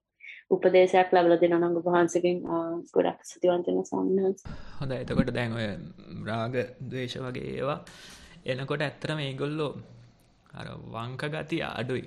එක පැත්තකින් කෙලින් නිකන් මූණට තමයි ප්‍රතික්‍රියාව දක්වන්නේ. නමුත් ඔය කල් යනකොට ඔය තියෙන ඇබ්බැහි ඊළඟට මාන, දිට්ටි වගේ දේවල් වටෙන් තමයි අත දාන්නේ. කෙලින් එන්නේ නැහැ. කෙලින් මූණට එන්නේ නැහැ. එතකොට අර කෙලෙස හොඳයි කියලා හිතෙනවා. නමුත් ඉතින් මේවට මූණ දෙන්න එපයි. එතකොට ඔය වගේ දේවල් ගොඩක් වෙලාවට අර පරණ ප්‍රතික්‍රියාවම තමයි එන්නේ. අලුත් එකක් ඒ කියලා හිතන්න බෑ. ඉතින් ඒකට අපි ගොඩාක් වෙහෙසක් ගන්නවා. ඒ වෙහෙස තුලින් අන්න තව ඉදිරියට මේක ගැලපිලා එනවා. ඔය දැන් ඔය කරපු දෙයකට වැඩි කෙරුණ දෙයක් තමයි ඔය ප්‍රතික්‍රියාව. එතකොට ඒ වෙලාවේදී අපි වෙහෙසක් ගත්තොත් මොකද වෙන්නේ? අන්න කෙරුණ දේ පිළිබඳ ගැටලුවක් මතු කරගෙන, කෙරුණ දේ පිළිබඳ සැකයක් මතු කරගෙන අන්න අර ප්‍රතිපදාව අවුල් කරගත්තා වෙනවා. නමුත් අන්න මේවා ඔක්කොම කෙරෙන දේවල්. එතකොට ඕක නිකන් අර කලින් ලියපු ප්‍රෝග්‍රෑම් එක වගේ තමයි. කොහොමද මේක ටිකෙන් ටික මේකටම මුහුණ දෙදී. දැන් කෙනෙක් හිතනවා මේ වගේ සිදුවීම් වලින් පලා ගියා නම් හරි මම. මේ වගේ සිදුවීම් වලින් ඈත් වුණා නම් හරි මම කියලා කල්පනා කරනවා. නමුත් ඇත්තටම ඈත් වෙන්නේ මේ වැඩේ පටන් ගන්නකොට විතරයි. පටන් ගන්නකොට විතරයි. පස්සේ මේක කරන්න යන්න ඕනේ අර අසුචියට. යන්න ඕනේ අර මඩ ගොහරුවට. යන්න ඕනේ නැවත ඒ වගේ හිත රිදෝන ප්‍රශ්න ගැටලු තියෙන පුද්ගලයෝ හොයාගෙන. ඒක හොයාගෙන යනවා කියලා මම අදහස් කරන්නේ මේ හිතලා මතලා දුක් ගන්නව නෙමෙයි. ඒ වුණාට ඕන් තරම් හම්බ වෙනවනේ අප්පා දවසක් ගත කරාම කොච්චර නම් කී දෙනෙක් නම් හම්බ වෙනවද එහෙම කට්ටිය. ඉතින් ඒගොල්ලෝ මග ඇරලා යන්න එපා කියන එක තමයි මගේ අදහස. රැකී ආරක්ෂා ස්ථානයක ඉන්නවා නම් ඒ ඉන්න පිරිසට මුහුණ දෙන්න. හොඳට වැඩ කටයුතු කරන්න. ආරවුල් වල පැටලිලා බලන්න කොහොමද මගේ තත්ත්වය කියලා අන්න ඒ විදියට තමුන් තුළ වෙනසක් ඇති කරගත යුතුයි. ඉතින් කෙනෙක් හිතනවා මේවා ඔක්කොම දුරස් වුණාම හරියයි කියලා. බුදුරජාණන් වහන්සේ ඉනා වෙලා කියනවා එහෙනම් ඉතින් අන්ධයොත් නිවන් දැකලානේ. රූප බලන්න නැතුව ඉඳියාම නිවන හම්බ වෙනවා නම් අන්ධයොත් නිවන් දැකලා. සද්ද අහන්න නැතුව ඉඳියාම නිවන හම්බ වෙනවා නම් බීරොත් නිවන් දැකලා කියලා සඳහන් කරනවා. ඒක නිසා අන්න අර ඒවෙන් දුරස් වෙන ප්‍රතිපදාවක් තියෙන මුලින් පොඩ්ඩක් පහසුවක් හදාගන්න මේ වැඩේට බැස ගන්න යම්කිසි තොටක් අපිට තියෙනවා. නමුත් කල් යනකොට තේරෙන දේ තමයි ගංග තරණය කිරීමක් මිසන් තොටුපළට වෙලා ඉඳීමක් නැහැ. තොටුපළට වෙලා ඉඳීමක් නැහැ. අන්නේ වෙනස අපේ ජීවිතවල ඇති කරගත යුතුයි. ඉතින් ඔහොම කරගෙන යනකොට ඔයාට නැවත මුහුණ දෙනකොට ඔන්න එකපාරට අර බල්බයක් පත් වෙනවා වගේ දවසක තේරෙයි. මම කියන්නේ දවසකින් දෙකකින් නෙමෙයි මාස ගණනාවක් අවුරුදු ගණනාවකින් සමහර විට තේරෙයි යකෝ ඉස්සර මම මේ විදිහට ප්‍රතික්‍රියා කරා දැන් මේ ප්‍රතික්‍රියාව අද ආවේ නෑනේ. ඒකත් තේරෙන්නේ එක දවසකින් නෙමෙයි දවස් දෙක තුනක් යනකොට තේරෙනවා දැන් එහෙම ප්‍රතික්‍රියාවක් එන්නේ නෑ. අන්න අර කෙරෙන දේවලුත් ටිකෙන් ටික දුර වෙලා යනවා. ටිකෙන් ටික අඩු වෙලා යනවා. ඉතින් ඔය කතාවම කියන්න පුළුවන් අර අපි හිතනවා දැන් අපි හිතමුකෝ දැන් ඒ යම්කිසි මූවි තියටර් එකක ඒ විදිහට ෆිල්ම් හෝල් එකක ඉතින් යම් එක විදිහේ චිත්‍රපටි පෙන්නනවා. මේ චිත්‍රපටිය නිසා මේ ෆිල්ම් හෝල් එකේ තියෙන තිරය දූෂණය වෙනවද කියලා ඇහුවොත් එහෙම දෙයක් අපිට දකින්න බෑ. හොඳ චිත්‍රපටියක් පෙන්නුවත් නරක චිත්‍රපටියක් පෙන්නුවත් දෙකම එකම තිරයේ පෙන්නේ. එතකොට තිරය දූෂණය වීමක් නැහැ මේ යන චිත්‍රපටිය අනුව. එහෙම නැත්නම් බලාකුළු අහසේ තියුණාට අහස කෙලෙසෙන්නේ නැහැ බලාකුළු නිසා. ඔන්න ඔය වෙනස අඳුන ගන්න පුළුවන්. ඒ වෙනස අඳුන ගන්න පුළුවන් අනර කෙරෙන දේවල් වලට ඉඩ දීලා කරන දේවල් පොඩ්ඩක් අඩු කරලා ඉඳියොත් අන්න ටිකෙන් ටික අඳුන ගන්න පුළුවන් වෙයි. ඉතින් ඉස්සර ගංගොඩ විල තිබුණා මොකද්ද ෆිල්ම් හෝල් එකක්. ඔය ෆිල්ම් හෝල් එකේ පෙන්නන්නෙම වැඩි හිටියන්ට පමණයි චිත්‍රපටි තමයි. ඉතින් ඔය ඉස්කෝලේ යන කාලේ ඔය පැත්ත ඕක දිහා බලාගෙන කෝවිලක් ආවින් යනවා වගේ බොහොම භක්තියකින් තමයි අපි ගමන් කරන්නේ. ඊට පස්සේ මේකේ අවුරුදු ගාණක් මෙහෙම තියලා අන්තිමට මොකද උනේ? මේක වහලා දැම්මා. වහලා ඒ වෙනුවට කා සේල් එකක් දැම්මා. ඉතින් අර කොල්ලොන්ගේ සාපේ නිසාමද කොහෙද? ඒ කා සේල් එකක් ටික දවසකින් බංකොලොත් වෙලා ගියා. දැන් කෙනෙක්ගෙන් ඇහුවොත් ඒ තිරය එතකොට එච්චර අවුරුදු ගාණක් තිස්සේ ජරාවම පෙන්නලා අපිරිසුදු වෙනවද කියලා? අපිරිසුදු වෙලා තියෙන්නේ නැද්ද කියලා? එහෙම දෙයක් නැහැ. ඒක දන්න කෙනෙක්ට මේක නම් අපිරිසුදු වෙලා තියෙනවා මේක නුසුදුසු ස්ථානයක් කියලා හිතාගෙන ඉඳියොත් ඉතින් ඒක වෙනම කතාවක්. නමුත් මේ ප්‍රතිපදාව වඩනකොට මෙන්න මේ බලාකුළු ගියාට අහස දූෂණය වෙන්නේ නැහැ. පෙන්නන ෆිල්ම් එක අනුව තිරය දූෂණය වෙන්නේ නැහැ. අන්න ඒ වෙනස අඳුනගත්තා නම් ඒ ටිකෙන් ටික ඉතුරු ගමන යයි. ඉතින් ඒ වගේ ගමනක් හිමීට යන්න කියලා වැඩි වේගෙන් නෙමෙයි. සොලෝ එකේ යන් කියලා අපි කියමු. එහෙමයි ස්වාමීන් වහන්සේ බොහොමත්ම පිං ඒ උපදෙස් වලට. ස්වාමීන් වහන්සේ මම හිතන්නේ අපිට දැන් මේ වැඩසටහන ඉවර කරන්න පුළුවන් නම් හොඳයි කියලා මට හිතෙනවා මේ මොකද අපි 8:30ට නේද ඉවර කරන්න අදහස තිබුණේ 31යි අපි ඉවර කරමු වන්දනා එහෙම ඕන නැතුව අද කලින් ඉවර කරමු එහෙනම් ආනේ වන්දනා කමක් නැහැ ස්වාමීන් වහන්සේ වන්දනා කරනම ඉවර කරමු එහෙම කරන්නද ස්වාමීන් වහන්සේ හොඳයි එහෙනම් ඉවර කරමු බොහොමත් පිං නාමන්ත මේ මම මැද්දෙන් පැනපු නිසා මගේ එසතිය මේ දුන්නේ නාමන්තර අද කවුරුත් හිටියේ නෑ ස්වාමීන් වහන්සේ ඇත්තටම කෝහොස්ලා ඔක්කොම මේ ඊස්ටර් බ්‍රේක් එකේ ට්‍රිප් ගිහිල්ලා මේ ඉතින් නාමන්තගේ උදව්වට බොහොමත් පිං ඒ වගේම ස්වාමීන් මේ නිසන්න වෙනුවෙන් වැඩම කර ගෞරවනීය ස්වාමීන් වහන්සේලාට බොහොමත්ම පිං අපිට මේ හරවත් ධර්ම දේශනාවකිනුත් ඒ වගේම කමඨහන් පිරිසිදු කිරීම වලින් අපිට මේ දක්වපු සහයෝගය සම්බන්ධයෙන් ඔබ වහන්සේලාට අපේ දෙපාර්තමේන්ත අපේ ගෞරවනීය නමස්කාරය පුද කර සිටිනවා. අපිට සතිපතා මේ ලබා දෙන දායකත්වය වෙනුවෙන් අද දවසේ අපි මේ රස කරගත්ත යම් කුසල ශක්තියක් තියෙනවා නම් ඒ සියලුම කුසල ශක්තියින් අපේ සියලුම දෙවියන්ටත් මේ විශ්වයේ යම් තැනක පින් බලාපොරොත්තුෙන් ඉන්න ඇසට පෙනෙන නොපෙනෙන ළඟ හෝ දුර මේ කියන කුමන ආකාරයෙන් හෝ ඉන්න සියලුම සත්‍යයන් වෙනුවෙන් මේ සියලුම කුසල ශක්තියින් අපි බෙදා හදා ගමු කියලා දෙවියන්ට පින් අනුමෝදන් කරන්න සූදානම් වෙමු. ගාථා සජ්ජායනයෙන් එත්තාවතාච අම්මේහි සබ්බදම් පුඤ්ඤ සම්පදං